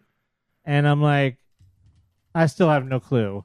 And then there's a note, so I open the note, and I'm like, and it says, I hope you enjoy my cookies. And then immediately I was like, oh, the cookies. So yeah. So I didn't tell Anthony he was getting cookies. No, I mean, and it had been discussed on the podcast, but clearly I hadn't really been paying attention when she had discussed sending us cookies. Welcome to my world. Because I mean, I'm like, well, how the hell did this person get my address, first of all? And I'm like, Rachel who? Who's sending me this stuff? Has this got stuff in it? It's a bomb. So yeah, she sent cookies. Yeah, they're poison. Give them to me. Do you have the list of what's on the cookies or what cookies? She itemized. Yes. Wow. So I don't have my list. So. Yes, she itemized what was inside. Stupid post office. No, that's not what was inside, but that's why the cookies were apparently late. There was a plain old, like a rather large chocolate chip cookie. There was gingerbread trees with a lemon icing. Those were really good. There was an almond biscotti. Ooh. I don't like almond or biscotti, so I gave that to Rebecca, and she ate that. She said it was good. I don't like biscotti. It's too hard. Gingerbread oatmeal, that was very yummy. And then the thumbprints, which I filled with some blackberry jelly from Cracker Barrel. Oh. So stepping it up with the Cracker Barrel. It's been going to Cracker Barrel without us? Wow. No. I had it in the fridge from when we went to Cracker Barrel in Vegas. Oh, that one. It was just But yeah, he jelly. went there without us. Yeah, I went there without you that time. But so I filled the thumbprints with the jelly, the jam from the blackberry jam from Cracker Barrel, which was really yummy. What's a thumbprint? It's a cookie with a dent in it. It's a cookie with you put a dent in it, and you Put some you preserves. can either put jelly in there and cook it with the jelly in it. Like she has a recipe for a peanut butter cookie that she does with the You peanut put butter a and big peanut butter dollop in it. Yeah. no. It's a peanut butter and jelly, and you put a jelly dollop in there, and then you can either cook it with the jelly or you could put the jelly after if you want it more fresh. Do you Like have with any her. more of these things? Did you save even one for me? No, because we didn't know that you didn't get one. I'm gonna cry. Oh no. I really want something sweet. Well, I guess Rachel, you better. I don't want your stupid grapes. So I want a cookie. Rachel, that's I don't know what to say. I'm bringing cookies next week and not sharing with you. I mean, in fairness, when she was probably preparing this stuff, you hadn't been on the podcast for like a month. Whatever. I'm just saying I want a cookie. Okay. How about a cracker? It has peanut butter in it.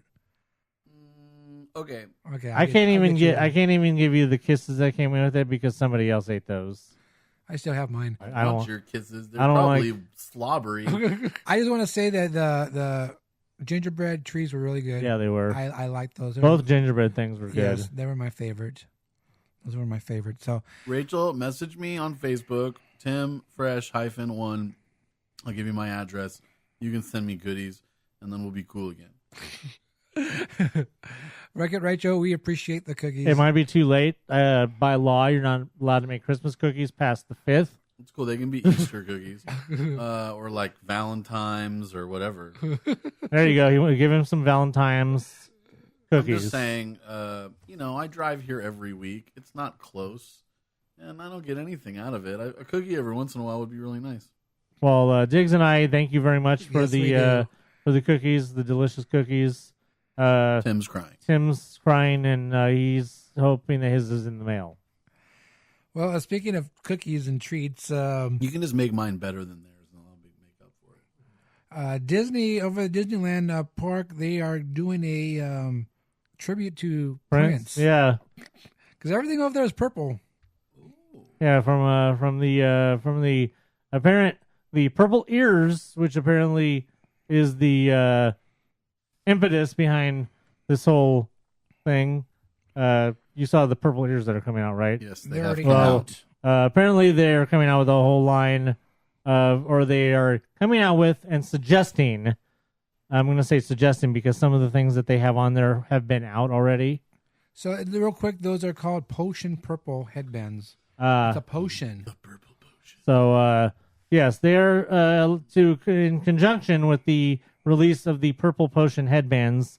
Disneyland is releasing some various treats and suggesting other ones that have been out already that would be appropriate for you to eat and or drink with your Purple Potion headband.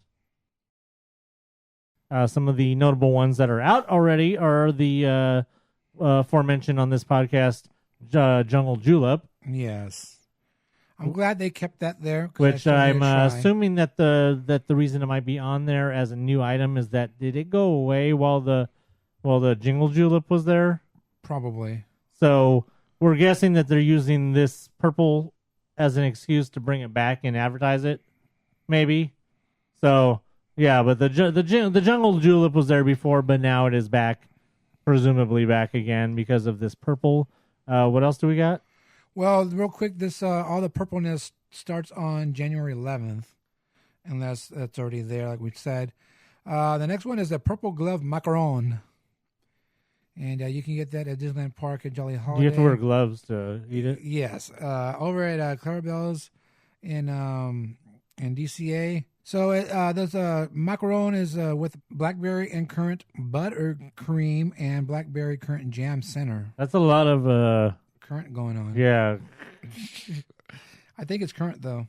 Then we have a Purple Rose. It's over at the Red Rose Tavern. Real quick about the Red Rose Tavern, I just noticed this a couple of weeks ago that it actually has an actual sign there. Instead of the red banner they had put up, they have an actual sign there. That means it's official. It will never be. Have we seen the last of Village House then? I think so. So that's rest in peace, Village House. Yeah, apparently this purple this what's it called again? Yeah, this Purple Rose is over there, and Village House Rose Tavern. Well, no, but if now he says there's a permanent sign at Red Rose Tavern, that means it's no longer. It'll never be Village House again. Probably not. It's probably a permanent thing, and we'll never see those pretty beautiful Pinocchio reliefs inside again. Probably not. All right, so this Purple Rose is a blue. Of Cairo? No, it's blueberry mousse with blackberry currant, and lemon center. Sounds like a lot. There are also over there at the Red Rose Tavern is a lavender milk tea with lemon popping pearls, purple whipped cream, and lavender sugar. Purple fish tacos! No. Over at Zocalo! Yeah, purple tacos. That's what I'm talking about. Some Baja-style fish tacos with purple cabbage. That's all that makes it purple, kids, is that it has purple cabbage. Don't worry, it's not some weird shit. Now, it does have some blue corn chips, but that's not exactly unusual either. You can just go to the store and buy those. So, yeah, it's basically just Baja fish tacos and purple cabbage and spicy lime aioli. I'm pretty sure this is the same fish tacos they probably had in the park before. So, yeah. Speaking of stuff that's returning, this Jamaica freeze, this is... where was it they had that? 'Cause remember, I tried it. Was that from a food and wine booth? Or I don't know. Remember, I tried the Jamaica freeze, and I didn't like it? Yeah, I don't remember where it was. Because I said it wasn't juicy and I didn't have enough of the flavor. And it was one of those ones that were the ice. I'm pretty sure that it was Food and Wine that had it.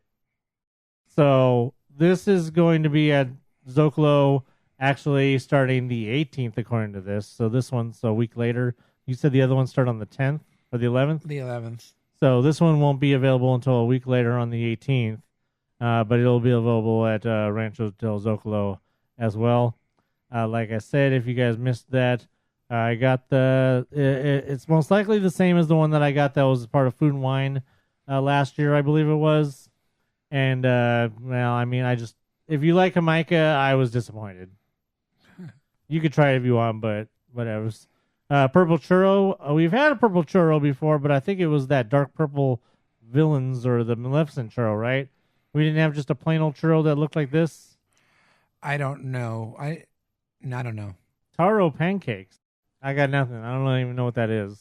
Well, real quick, the purple churro will be in Critter Country. Right. Okay. Yeah. It'll be. That's over at Riverbell Terrace with purple chantilly cream and clam anglaise. It's purple. Yeah. And of course, the aforementioned Jungle Julep over there at Bengal Barbecue. And the only item at DCA, other than I think the macaron, is over at Lamplight Lounge. You can get a berry purple cobbler, which is a blueberry cream cheese. Oh, it's with blueberry cream cheese ice cream, and topped with purple berry drizzle. Your drizzle. I wish there was a picture of it. I know. It's not in the main picture, is it? No, that's that. Stupid. Too much concentration on the cool Disney World stuff. And then a purple cake pop. Everybody loves cake pops. It's a cake pop. There's not much really to say. But it's purple. That's all you need to know. It's raspberry white chocolate. So it's purple. Happy Prince. Yes. All right. So when I was over in the parks on Saturday, I needed to get a little snack. So right after we got off of It's a Small World, I was like, you know what? I'm going to go over to the Troubadour Tavern and get me some pretzel bites. Because that's like my go-to when I don't want to eat anything else and I just did my shot. So I walked over there and they're all can I help you? And I said, yeah, I want to get an order of pretzel bites. And I said, oh, we don't have those anymore. Bust. We have the jumbo pretzel. I said, Whoa. okay, I'll get that. You know, jumbo this, jumbo that. You just think, oh, they're just calling it a jumbo pretzel. Right. So I got that, and, you know, I'm waiting for it, and then they served me my jumbo pretzel. And guess what, people? It's jumbo. Is it jumbo? It is jumbo-licious. Whoa. Now, I did post that on the social medias. It's a big pretzel. That is a big pretzel. And it's, I put the prices on there, but of course I forgot. But it comes with or without cheese. All right. It's 9 something without cheese. And Is then it just like plain more. old yellow cheese, or is it more like a beer cheese? No, it's just a plain cheese. Yellow cheese. Okay. Yeah. So it's $9.49 without cheese and $10.49 with the cheese. $1 for cheese. Yes. The pretzel was really big. I actually didn't finish it because I got full. And My biggest question with pretzels is always the same, and it's one of the reasons why I don't actually like pretzels. How salty was it? That's always my complaint, is when pretzels are too salty. it was probably really salty. Well, not really, but it just depends on your preference because I ate it. You know, Most large pretzels to me are too salty. You know, I ate it, but then towards the end, I started scraping off salt. I have a fat time question. Do they still serve the cream cheese filled pretzel at Disneyland? I've never seen that. That used to be one of my favorites. It's like a sweet cream cheese filling. They used to have them at Coke Corner, and then they had them in some other places. I got to go back and check. Yeah, you should do that and let us know. But it was really good. I would actually have it again, but I would have it again with someone else and share it. That's a good idea. Because the pretzel bites were only $6, and eating those was good enough for me. I didn't, want to get full off of pretzels. This one got me full, and like I said, I didn't finish it all. I did take it home though, the rest of it, but it was pretty good. So I would try it again, but with a friend. Try it with a friend, and you can share and tell them to give you $5. Sharing. And then it's like less than $6 each. There you go. I bet you could chop it up into bites, and you'd probably it'd be a better value. And have a pretzel bite. So once again, that's over there at Troubadour Tavern, over by the Fantasyland Theater, of course, in Fantasyland. Wait, are you sure? I don't know. I don't look at maps. The question is, do they have pretzel bites anywhere else? I don't think so. No. Because that was where they were before. Well, I went to the Tropical Hideaway, and we had a couple of things. I knew that I wanted to try the Pork lumpia dessert, and I didn't want to double You don't do OD the on it? dessert, so I figured I would forego the Dole Whip, and then also there's a new Dole Whip double dessert that has bacon and stuff on top of it. I really do want to try that. It's like a secret menu item. Yes, that's what I heard. In addition, all this stuff is super overpriced. So based on that, I didn't want to spend $25 on one bun and one bao and a couple desserts. So, Yeah, I have a question real quick just before you move on with your thing. Is the price for the other Dole Whips the same price as the pineapple Dole Whip, or are they charging more? That's a good question. If you know the answer, send us an email. I don't know. I'm assuming they have to be charging the same price. Yeah, that would be Maybe dumb. the swirl they might charge a little extra for, but I can't imagine. I'm not even talking about. Yeah, just if you get the orange, if you get the orange Dole Whip, or if you get the raspberry Dole Whip, is it the same price as getting a pineapple Dole Whip? That's all. It should be. It should be, yes. But you're saying that the prices seem high. I mean, you're just meant in general as far as the lumpia Not the and Dole the bao Whip. and The Dole stuff. Whip is what you'd expect it to be, but the Dole Whip, the extras or dessert thing with all the little toppings, is $8 or $9. Right? All right. So it says here the Dole Whip float is $6.49. The pineapple and orange swirl is $5.69. Basically the same thing for a raspberry and orange. I don't see a price for just one flavor. Right. Can you get the float with the if you want orange pineapple, can you get the float with that? Yeah, do they have an orange float, or you still only have to get float's only available in pineapple? It just says Dole Whip float. Okay. So Because then, my other question was going to be: are the baos more expensive than they are when they sell them during Lunar New Year? I'm not sure what the price is on the Lunar New Year. I think they were like $5.50 or something, which is a little bit much. I mean, I at my Chinese spot that I go to, my friend Sylvia runs, it's like $4 or $5 for 3. You can't really compare that though to a spot. Well, and that's barbecue pork, which is way better than anything they have at Disneyland. Right. The bows are $5.99. Yeah, that's about what I thought. I'd have to go back at pictures and see if I had a picture from one of the old Lunar New Years and see how much they sold the bows for there. But So I was having trouble deciding which to get. The report that I read said that the vegetable one was the best. But being a carnivore as such, I didn't want to just try like my luck at that. So I read the ingredients on each one, and even though the bulgogi beef would seem to be my top choice, I went with the chicken because it had it had butternut squash in it. That's what I went for, and it was good. It was had turmeric in it. I could taste the turmeric, like, for sure. It seemed like something that they would sell outside of Expedition Everest and Animal Kingdom. Like that it would be that flavor, at least, of that. Even though bao is like a Chinese thing, the flavor of it is something that they would very easily have outside of the Expedition Everest, which is like an India theme, but just because of the spices. I also had the lumpia, which is like 2 pieces you get for like another $7, which again seems high. $3.50 each for these little. It's like less than a quarter of a churro. Granted, there's more going on, but you put both together and you don't get half a churro. But it's filled with like pineapple and it has a dipping sauce and stuff. It wouldn't be my go-to, but I wanted to try it. And then they had all the sporks for sale. I don't know what I was supposed to spork. Oh, the Dole Whip, I guess. Yeah. Mm-hmm.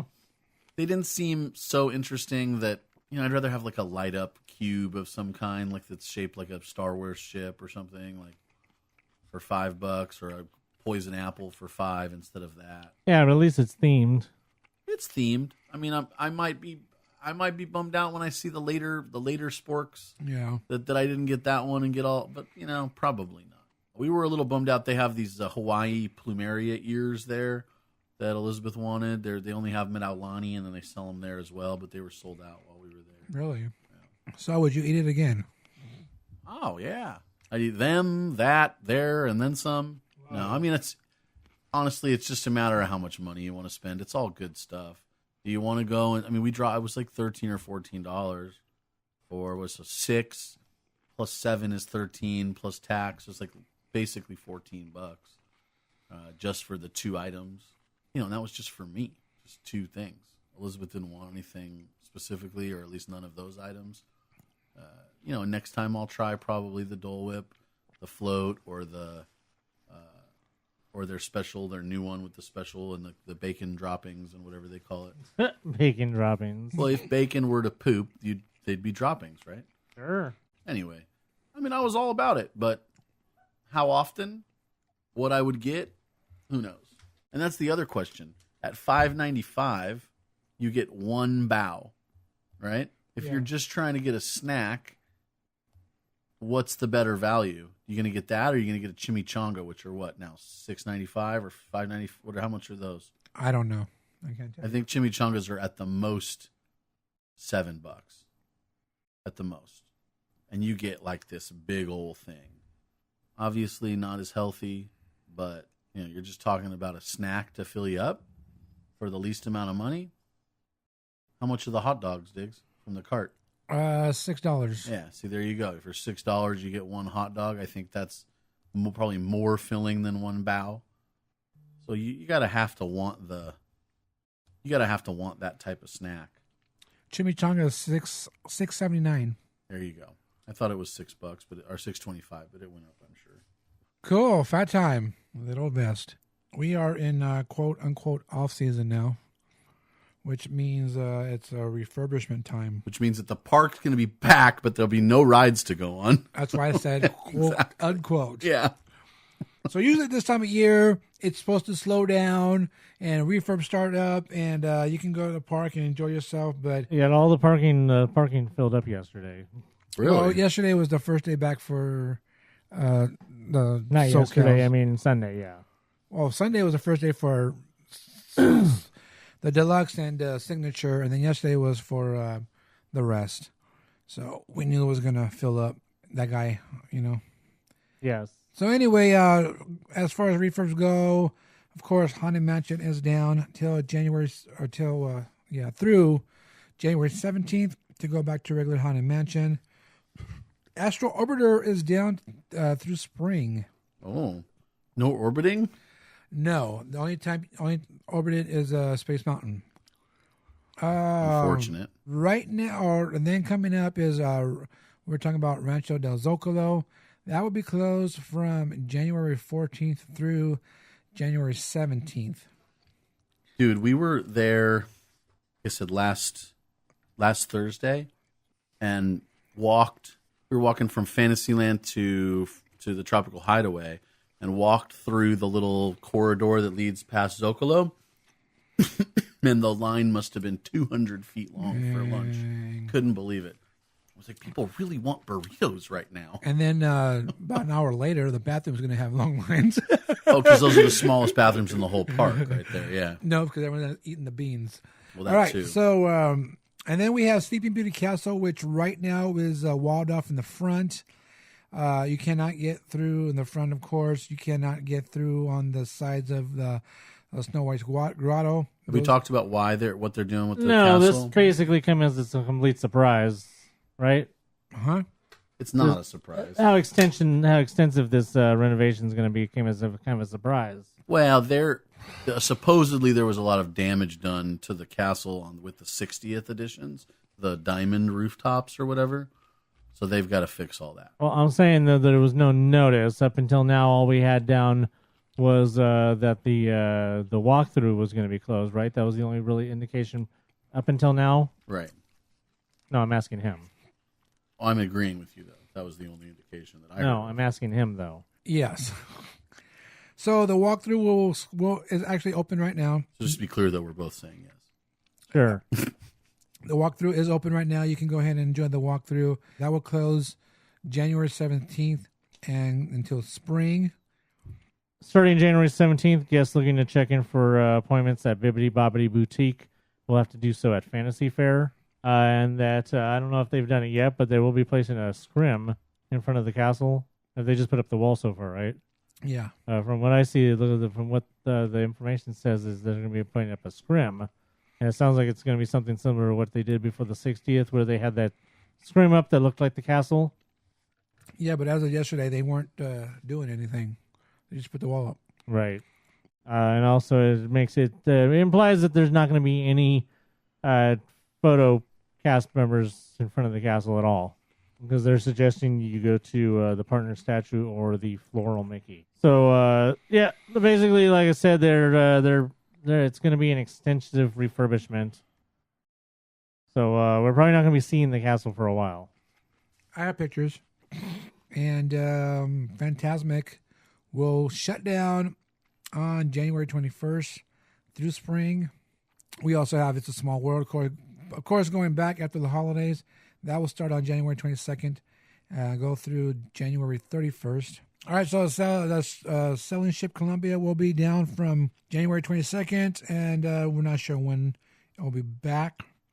We do still have Mark Twain. Mark Twain. Splash Mountain will be down February 4th, and we don't have an opening date for that yet. That's probably just their usual spring or winter cleaning. Over in DCA, Grizzly River Run is down right now, so until about spring. And Golden Zephyr will be shut down January 27th through February 2nd. Don't forget, all this is subject to change without notice. So all that refurbs are going on right now. That's what's listed for now. And I wouldn't be surprised if there'll be more at it later. But yeah, this is supposed to be off season. So expect things to be shut down. Shut it down. All right, so real quick, the Disneyland After Dark events are sold out. Bye. Adios, senor. And if you didn't get your ticket, well, we had a month to get them. Snooze, you lose. You didn't get your ticket. You're probably not missing much. I mean, I would have liked to have gone to the 90s one. I mean, I'm not saying it's not going to be cool, but again, like, what are you really missing? Well, the thing is, Disney afternoon stuff. yeah. That's the main thing I would have wanted to go for. That's why I'm going for the Disney Afternoon stuff. So The I other, mean, they're getting smart, man. It's like they know people want particular character pictures, so they're going to offer them only during special events because the photo passes are free now. Essentially, if you have a AP and you're one that collects these photos, your photo passes don't cost you anything it's extra. like we said last year with basically these After Darks are AP parties you pay for.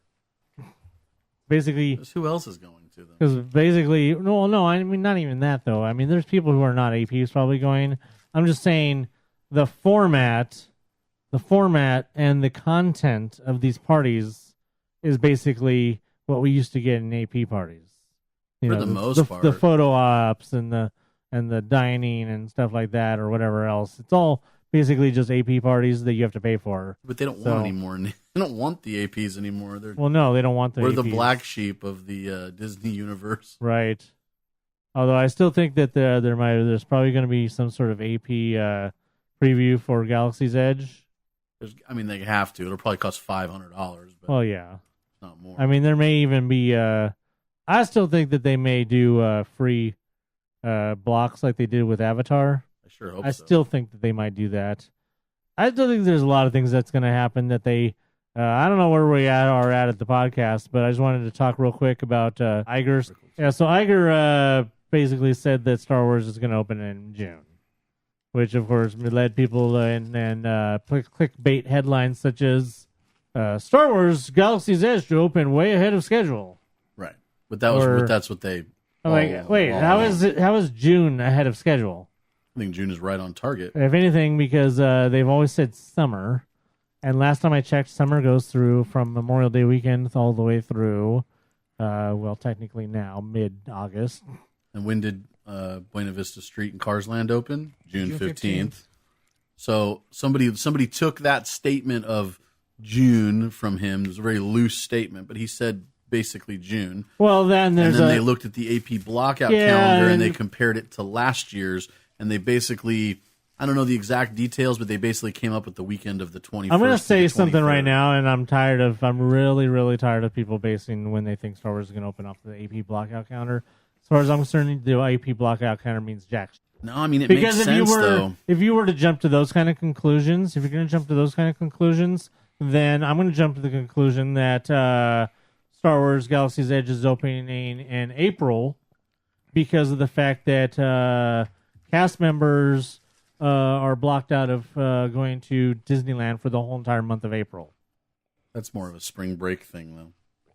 But it's just as much of a jump, as much of a reach as saying that because things are blocked out a certain way in June for APs, that means that it's going to open in June. Well, you got a lot. It's the same. It's the same reach in the same kind of trying to make a judgment based on minuscule information.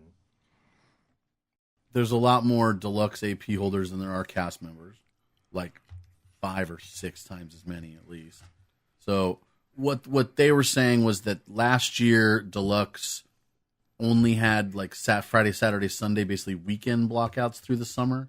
However, starting on like the 20th or the 21st of this year, they're basically blocked out for like the whole summer.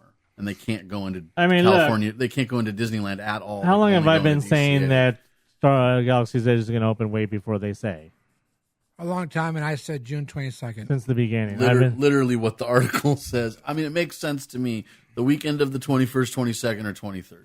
I still, and I'll admit if I'm wrong, and I'll admit that if I've been wrong the whole time, and I will say that the only reason I'm wrong is because they got behind schedule, and I will maintain that. But I still say that the latest that they're opening is Memorial Day weekend, and that you may even see testing and soft openings as early as April. Well, I know for a fact that they are trying to get it ready by April. They want all the cast members trained by April. I've heard rumors that say that there's people certain things are gonna start happening as early as this month. I mean, I can tell you this. We already confirmed by that article in Canon, that magazine or newspaper or whatever the hell, the same place where that Iger article was. that the first press have been allowed into Galaxy's Edge. There was an extensive article that Diggs actually read. I read the whole thing. He read the whole thing. And there was more than 10 words. There was a lot of words. Was it long? It was long. Oh, it was a very long article. I haven't even read the whole thing yet. What's it supposed to be about? Basically, the guy gives the first advance allowed basically walkthrough through Galaxy's Edge. Oh, Like I said, they have had their first basic Media super walkthrough. advanced press day, which was probably like maybe a handful of like less than 5 press People that were work for authorized. stations that are owned by Disney, basically. Well, no, Most likely. one of them was this magazine Canon, which I've never even heard of before. So I mean, I don't know. It's just people that they chose, handpicked, and maybe it's like all in who you knew. But I mean, the first official press walkthrough has taken place on Galaxy's Edge. So Well, the other day we were in the park. My point is that I think Galaxy's Edge is a lot closer to being ready than what they want you to think. And I think that anybody that June, it's going to be long open by the time June comes. To support what you're saying, the other day we ran into a manager that we know that we met several years ago working Main Street, works D23 every time that it's in town. High up merchandise stores manager, was moved to Pixar Pier to open up all of that, and ran into him randomly like at the front of Disneyland the other day, and we were like, hey, how's it going? And he has been assigned to run all of merchandising and stores for Galaxy's Edge. So we won't be seeing him for a while because he'll be back there, but it was nice to run into him. And he was with... I think I know who you're talking about. You might. But I'm not gonna. I don't want to say his name on the podcast, but he was with another guy who we were introduced to, who is the head of attractions for Galaxy. The one we know has a blue name tag. The other guy did not. That doesn't really mean anything. But we were chit-chatting, and they were talking about my Videopolis shirt, and then we were sharing old memories about dancing at the park and hanging out. And how does that prove my point? And then, well, that their managers now are this many months in advance. I did ask, the question that I asked them was that how they were going to handle the, basically nothing has a box situation. They're trying to do all the merchandise of, all these new lightsabers and the porgs that sit on your neck, and nothing comes in a box. It's all going to be very organic feeling as far as like theme. And he says, yeah, we're working on figuring that out. I said, well, everything comes in a box. So if somebody were to buy one of these fancy new lightsabers you guys came up with, like, I guess it depends on, is it a gift or is it, you know what I mean? They might have to figure out a way to ship the things up to the front of the park for pickup, or give it to you wrapped in such a way that if you're not going to use it on site. And he says, these are all very complicated things that we have to figure out. I shared a small piece of what I thought made sense as far as like the cast members having to ask what their usage was, if it was going to be now or a gift or later. And he said, that's some good stuff for us to consider. And then the other guy was like, I got to get going. And I was like, okay, well, you guys can both go. I won't take up your time. But well, since in the meantime we have seen our first really good photo of the ride vehicle for the Rise of the Resistance. It has 2 rows of, it looks like 4. It's not what I was expecting, because I was expecting something closer to like Transformers / Spider-Man from Florida, but the walls are not nearly as high on this. So this may be rather than them trying to block you off from seeing peripheral stuff where there's nothing going on. That means on like Transformers at Universal or Spider-Man in Florida, they have the high walls on the ride vehicle, so you can't see the peripherals. This pretty much guarantees, because there's no high walls, that means that the whole entire ride track is 360 degree. most likely. Well, no, I mean that guarantees it. That it's basically it's going to be the whole track is going to have facades on 360 degree all around you, rather than just where you're facing. Because this way you can look around, and everywhere you look, you're going to be looking at something to do with where you're supposed to be. Do you think that this overall function of this ride is going to basically be very similar to those two? I think so. I may not have as much hard, sharp, where you come around and you do like a hard turn or you do like a slide or something like that. It may not be as rough as those, but I think the basic kind of, this is going to be Disney's version finally. We've been waiting a long time. This will be the first one they ever did. We're going to be waiting. We've been waiting a long time. I mean, you figure the Spider-Man ride opened 90s, 99? Late 90s, yeah. And it took them a long time before they finally did Transformers, which was basically the same exact ride. We've come to the point where this is going to be Disney's version, and rather than just doing maybe like a 180-degree thing that like what Universal does, Disney's taking it the whole 360 degrees. Well, the technology full 100% immersive in the ride vehicle and everything. The technology they have is for this trackless situation that they do as well with the Winnie the Pooh and Tokyo's the first. And it's totally 100% possible, having looked at some of the photos that there may be no visible track, that this ride vehicle may be moving along on a magnet, similar to Luigi's, where the ride's moving. Those are actually GPS controlled, but you don't not see magnetic. the what? They're actually GPS controlled. Which one? Luigi's? Yeah, all of the trackless. But it's magnetic. Well, they use magnets to control which GPS. makes it magnetic. I'm just saying it's all right. Well, this would be the same thing. This would still be GPS controlled. Yeah, it would still be a magnet. Ratatouille in Paris, right? Soon Soon to be in Florida as well. Also, the Luigi's, and then the last one is the Mystic, whatever, in Hong Kong. Right. Now, as far as the Millennium Falcon goes, we've talked about before how they were doing the testing in Burbank and how they thought that they would have to cut down the number of seats in the Millennium Falcon cockpit because of the average number in a party being closer to 2.5 or 3 than what the 6 that they were planning. This photo that they had we've seen here, you can't really tell in the video that was released on Christmas, which will be playing here in a minute, but obviously you won't be able to see it. You can see 6 people in the ride vehicle, but I believe that those videos of the people in the ride vehicle are from the testing in Burbank. Yeah. And this picture here, you distinctly cannot see the extra seats. So it's possible that they have lowered the number of seats from 6 to 4, but we don't have any hardcore confirmation on that.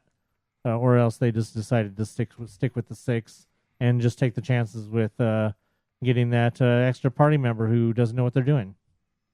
Well, if you're saying it's two to 3 people per party, right? Then you've got either you get 4 and then there's 2 more, or you get 2 and 3 and then they do single rider as well. That's the ideal thing about 4, though, is it's easier to do 2 twos. Right. Or 4. I don't wear them. Or something like that. I mean, if they then can load... is to say to do 3 twos or 6. Here's the thing. If they can load Tower of Terror / Guardians Tower without having empty seats over and over, they can figure this out. I mean, between the single... Well, no. It's not a matter of figuring out. That's not the question. The question isn't figuring out. I don't think you were here for that podcast. That was a long time ago. But there was a whole article that discussed how through a independent, was it kind of like their own little survey they were doing, they did like an independent, what they were doing they were bringing in groups that were perfect for testing the ride. They were all 6 people that knew each other. Okay. But then they came to the realization that when you're loading the ride, you're not going to have 6 people that know each other. They started to figure they would take 4 people from one group, 2 people, put them together, or you would take like 3 and a 2 and a 1 or something like that. They started doing mixing and matching more natural with what would happen at the theme park. And conclusion. What they were finding out is that the groups that had more people would get frustrated if there was like the member of their party that was in the cockpit with them that wasn't doing the job correctly. Because each person in the cockpit has a specific job to do under the original design of the ride. So unless they've eliminated some of the whole, you have a job to do as you're sitting there. I think that's the result. Is they're going to have to eliminate, or at some point what they were the finding, like I to said, take over. Maybe they were finding that well, that's the other problem that was in that same article, was the article that said that Disney is using basically Pentagon level computing power for this ride. Yeah, they've got to have a computer take over. If somebody's not going to do their job and they just want to watch, the computer needs to take over. The experience but that's shouldn't not the way the ride was designed. The ride was designed was that everybody had consequences, and if one person in the 6 people who was not part of the other party, like if say it was a group of 4 and 2, the 4 people would get mad at the other person if it caused them to crash. So there wasn't maybe their result, and again, this is you have to have awesome cast members, but maybe the answer in that case is to say, okay, there's 6 of you. Everyone's going to have a job to do. Is there anybody here that can't or doesn't want to do that job? There's no time for all of that. It takes 5 seconds shouldn't to be in the ask. line And they for the shouldn't be ride. in line for the ride, exactly. Well, everybody wants to experience it, whether they want to press buttons or not. And some like guy that maybe doesn't speak English, and he's like an older gentleman, and he's like Star Wars fan. He wants to All experience right, the anyway, ride, but let's play that video. Yeah, let's play the video. We'll check that out, and then that'll be the end of that. This was posted on Christmas Day, and this was just their little enticement to get you guys' whetted appetites and all that stuff. I just ate. Oh, yeah.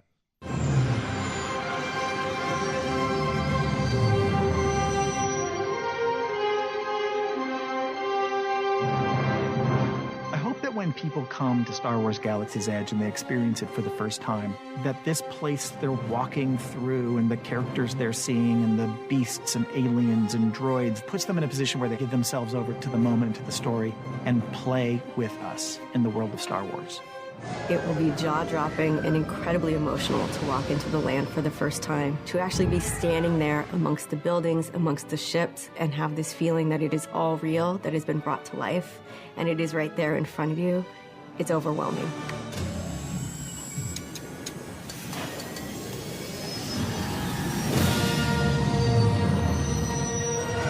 The experience on Millennium Falcon Smuggler's Run puts you straight in that cockpit, right behind the controls, whether you're one of the pilots, of gunners, or flight engineers that are keeping the ship operating.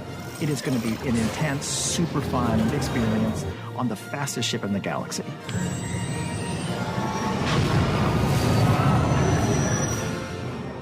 I think any great story has tension and conflict, and it's not Star Wars without the war. So it was absolutely fundamental that the story of the land actually finds the guest between the Resistance and the First Order. One of the experiences that I'm sure every visitor to Star Wars Galaxy's Edge is going to love is the most epic attraction we've ever built, Star Wars Rise of the Resistance. And this attraction invites you to be a recruit of the Resistance, to stand up against the First Order, and you even come face to face with Kylo Ren. You make it through that, you get back to the planet, you are going to be a hero of the Resistance and celebrated throughout the land. It's exciting to think about this as only the beginning and to think about how this land will be living and breathing and evolving. There is nothing actually more meaningful and more special than to provide a place for people to experience Star Wars with their family for decades to come.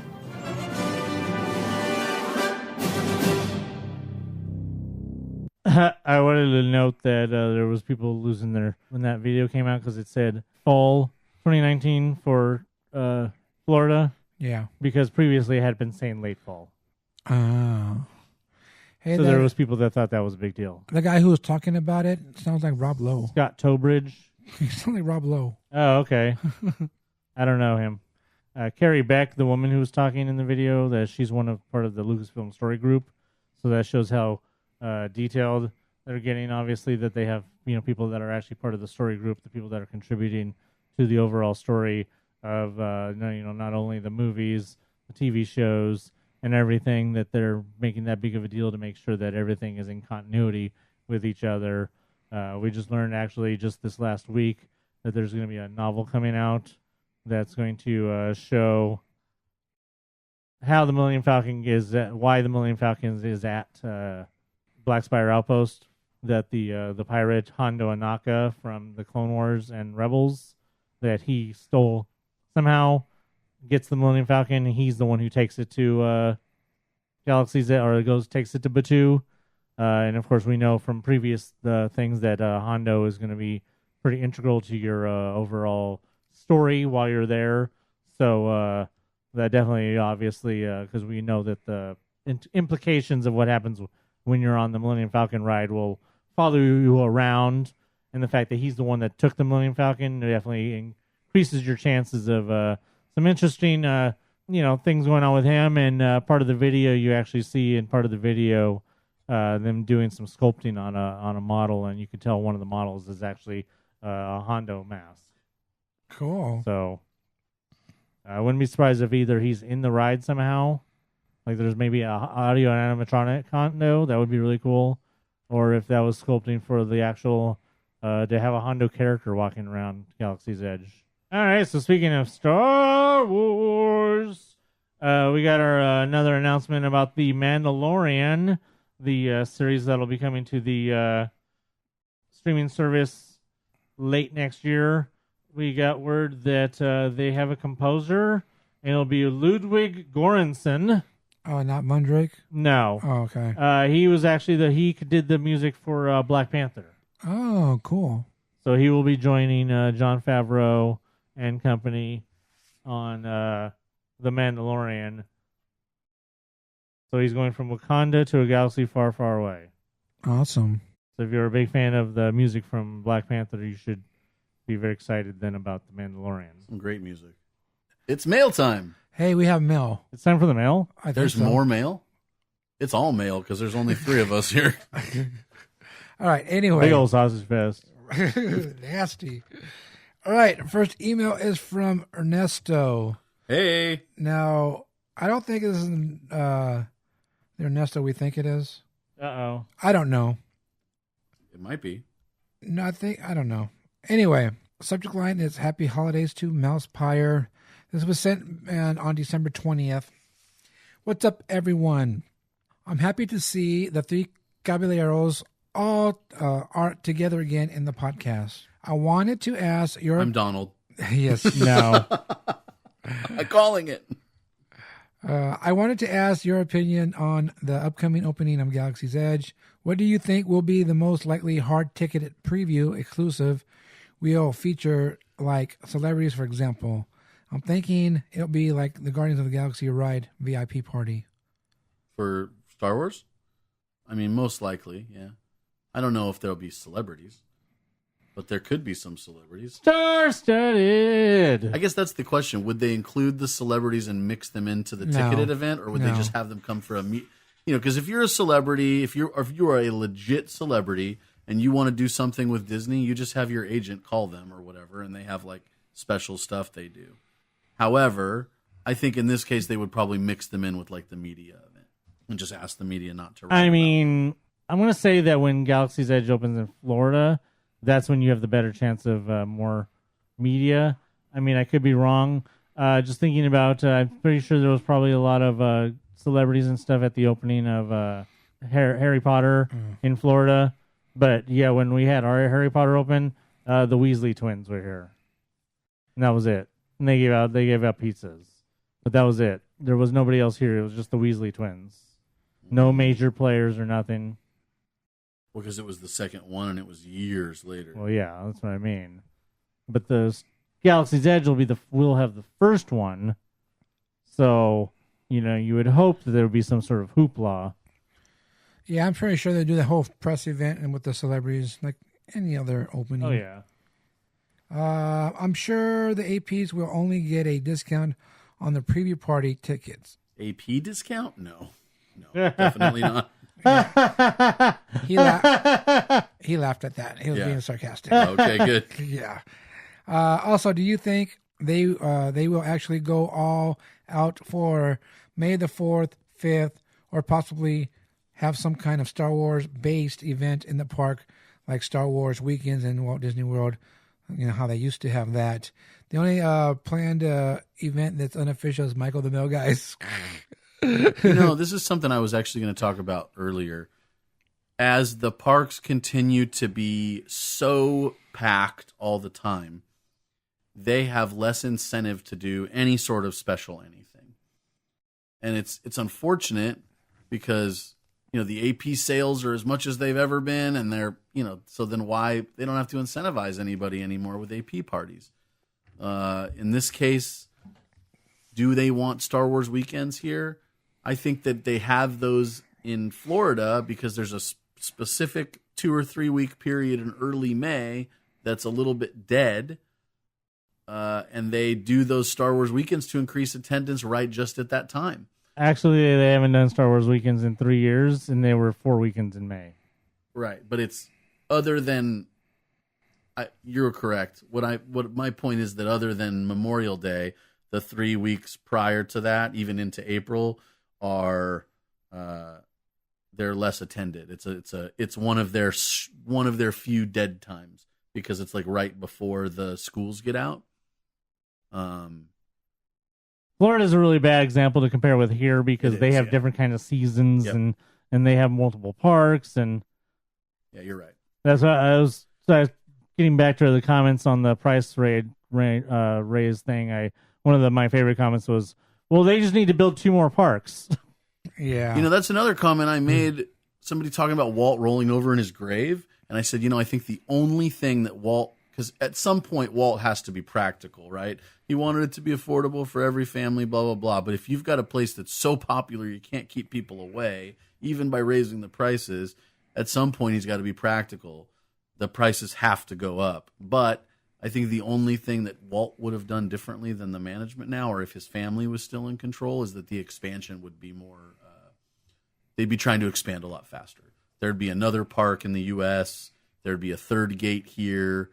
There'd be something maybe lower Midwest where it doesn't snow a lot. They'd have 5 parks or 6 in Florida. They'd have 3 here.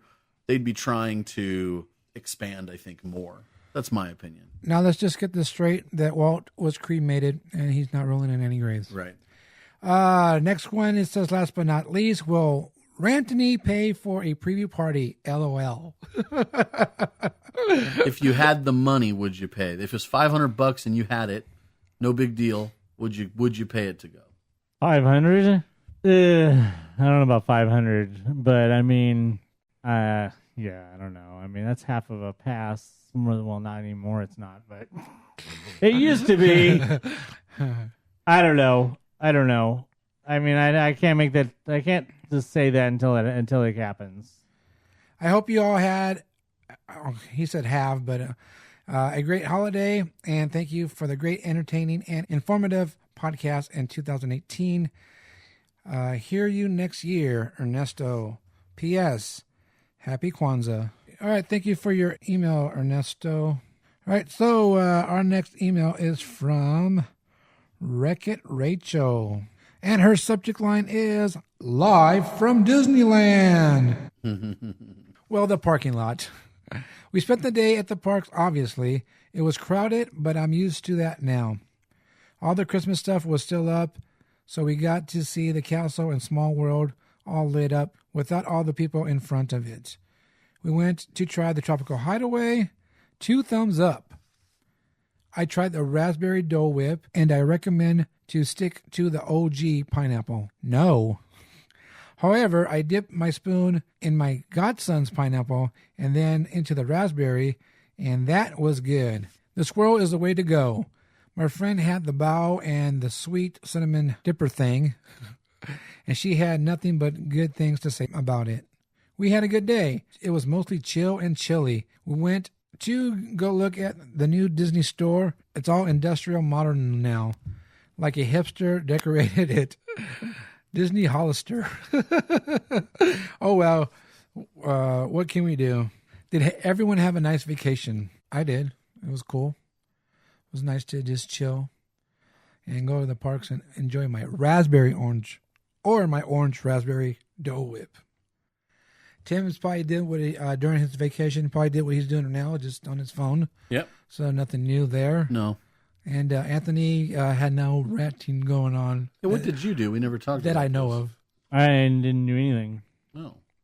Oh, man, you should have called me. We could have. I mean, I saw a couple movies and stuff, and I had some, personal items that were on plate and stuff. But yeah, we need to talk about. We didn't have it on today's docket, but we need to talk about coming up maybe next week. We need to talk about Mary Poppins. I plan on seeing all the movies, but I got sick, so I got to see nothing. I really want to see Mary Poppins Returns. I heard a lady in passing at the park today that she thought Emily Blunt was better than Julie Andrews. I nearly died from that blasphemy. I'm sure she's good, but not that good. Anyway, glad you guys are back. I hope I'm not too late sending this in for this week. I think I remember you saying you record on Tuesdays. Yep. I don't want to break my never missing a week streak. Rachel. Cool. Well, Rachel, you can hopefully you can go see Mary Poppins Returns this week before we record next week, and you can give us your thoughts on that, because that's what we're going to be doing next week, giving our thoughts on Mary Poppins Returns. Did you see it, Tim? I did. Okay. Well, no, I haven't seen it again, but you know what? I'll try to go before next week. I've seen it the one time. Well, that's in fine. I January. was just wondering. Yeah. So all of us here have seen it, and yeah, we'll be talking about that next week. All right, thank you for your email, Wreck-It Rachel. Our next essay comes from Dan the Mailman, and his subject line says, "The sky is falling, but prices sure aren't. Maybe some pass holders will, though. That's all I will say about that. I am sure there was already a bunch of talk about it. This will be a little bit of a long one. All right, sorry, 2 weeks of vacation is a long time. Finally got to the parks a number of times, met up with Diggs and Jose to check out the newly opened Tropical Hideaway for their soft opening, along with some fat time at Zocalo and catching the parade at night. Man, the new Dole Whips were great, and we even went back the next time we were there, didn't we, Diggs?" Yeah, that's what I said. I'm going to try an opposite of what I had before. Now, Dan's really happy about that because he can have it now. He can have the Dole Whips and not have to worry about anything. Got to see the snow in Grizzly Peak, and I am sure Diggs will tell you the tale of how I was stupid there. Oh, okay. I was out of remember. So real quick, yeah, he took out his phone to record the snow and everything, and I talked about it was like only like a minute and a half or something like that. So he's doing this and everything, and then he realized he didn't push record. It's always something like that. That was funny. Went back again a few days later just to soak up the ambience. LOL. We were some of the last ones on Haunted Mansion before the end of the night and were in the stretching room, just our party of 3. That was pretty cool. There was like no one there and just going down the elevator. Pretty cool, as I heard some stuff in the spiel that I have never heard before, since people are always talking, which is true. You can like, oh wait, I never heard that before. Don't ask me what it was because I don't remember, but I remember that part. Got a bunch of pics on an empty Main Street before we headed off for home for Christmas. We went again just after the new year, and this time enjoyed some of Tim's favorites, candy cane beignets and Fantasmic. Oh, wow. All right, real quick, Dad, Tim looked at me like, oh, he was all interested in what you're about to say. And then you bursted his bubble. I'm burst. It was really busy this night, even at 12:30 in the morning. Found that a little weird, but it is what it is. All right, so so Dan has a little review of Mary Poppins Returns, but we're going to save that for next week. And these guys better remind me to go back and read this email. Or Dan, you can just copy and paste it and send it next week. Or Dan good can just idea. include a reminder to read his review. Yeah. All right, but he does have a movie review of Aquaman. Hey, let's hear it. He says, is this a Star Wars connection? Why? Because Tim Morrison is in it. Plays Aquaman's human father. Yeah. Is played by Tamora Morrison, who was Jango Fett in the prequels, and also played every single clone. Yeah. Yes, that's why. Yeah, he's Aquaman's His dad. his human dad. Anyway, the movie was good for an Aquaman movie, since I've never thought I would see that. Softball season about to gear up. again next month, so I will get some park visits in before it gets a little bit harder for me time-wise. Maybe we will get some AP days or something. Haha. Until next time, Dan out. Do we get a Dan visit? I wonder if do we get a Dan visit on the podcast for President's Day, or Yeah, right. We'll see about that. or do we not get to see Dan until spring break? You know, I saw Aquaman as well. I thought it was really good visually, but the story and some of the dialogue needed some help. Like anything that Jason Momoa wasn't saying seemed like forced. His lines, because he's got that oomph to him, you know, like his stuff came out clean, but you know, his like extra sort of lines, you know, that make him sound tough or whatever. But the other characters, But Willem things Dafoe, yeah, he didn't do great in my opinion. Nicole Kidman, She was good. Patrick Wilson. Nonetheless, there seemed a lot of stuff forced, and way too many times things just exploded without warning, like to the point where you were like, "Whoa!" But it, like, you know, that's the kind of effect you can put once or twice in a movie like that. It was like 6 or 7 times that they had So it was like literally the same thing. Oh, happened. so it was like Bruckheimer. Yeah, where you're like, how do I explain it? You know, they're having a conversation, everything seems calm, the plot's moving along normally, and then all of a sudden, boom! Like, not just something explodes, but like the whole wall next to them blows out, and they're like flying across the screen. Was it necessary? No. I don't know. I liked it. Would I go back and see it again? No. Whereas, like Wonder Woman, I wanted to go see it again. I thought it was fantastic. But visually, very, very good. What about Bumblebee? I liked Bumblebee. I like Bumblebee a lot. It was good. You finally get to hear why he's got no voice, like no actual voice. Well, I haven't seen those two yet, and I trying to get there. To Are see you a those. Stubbs? Are you a Stubbs A-list member yet? There goes your memory, because I was the first one. I think I was. I don't think so. No, you weren't. You were after me, even. You Really? No, yeah, because you were still hanging on to your pipe dream called Movie were- Pass. exactly. I just assumed. While we that- were all moving into the 21st century with AMC. Well, let's go. All right, so thank you for your email there, Dan, the mailman. Wreck-It Rachel and Ernesto. Really appreciate that. And if you guys have any comments, questions, your own tip of the week. If you have a movie review, it doesn't have to be a Disney one. If you want to let us know what you thought of Aquaman and or Bumblebee, all you have to do is email us. MousePIRE at gmail.com. Do you have a special occasion coming up? Looking to personalize your trip with a keepsake? Create customized buttons for birthdays, engagements, family vacations, even bridal parties, or just because. Check out buttonsbydiggs.com today. Buttons by Diggs, Buttons by Diggs. Remember, those are buttons, not pins. All right, so that's going to do it for this edition of the MousePIRE podcast. Hey, guess what? Bye. No. Oh. We're back. Oh, hey. Yes, we're back. So Not quite better than ever, but we're here. I was better than ever when I woke up this morning. Were you? No. You felt like just $1,000,000? I or- was actually better than ever after I had my breakfast. Oh. I had some strawberry French toast. Huh, Anthony? So ahead on the show. Oh, I thought we were just starting. Oh, This is the ending. yes. Happy birthday! Wait. No, we already Wait, went through Happy that. New Year. Oh, wait. Ticket prices. Yeah, hey, they went up. And Yeah. if you're going to complain about it, you don't have to go to the park. All right? Simple as that. And you don't need to go and post, well, I'm going to let my pass run out. I'm tired of this. Blah, blah, blah, blah, blah, blah, blah, blah, blah, blah. You know all I have to say about that? What? Nike. Nike? Just do it, baby.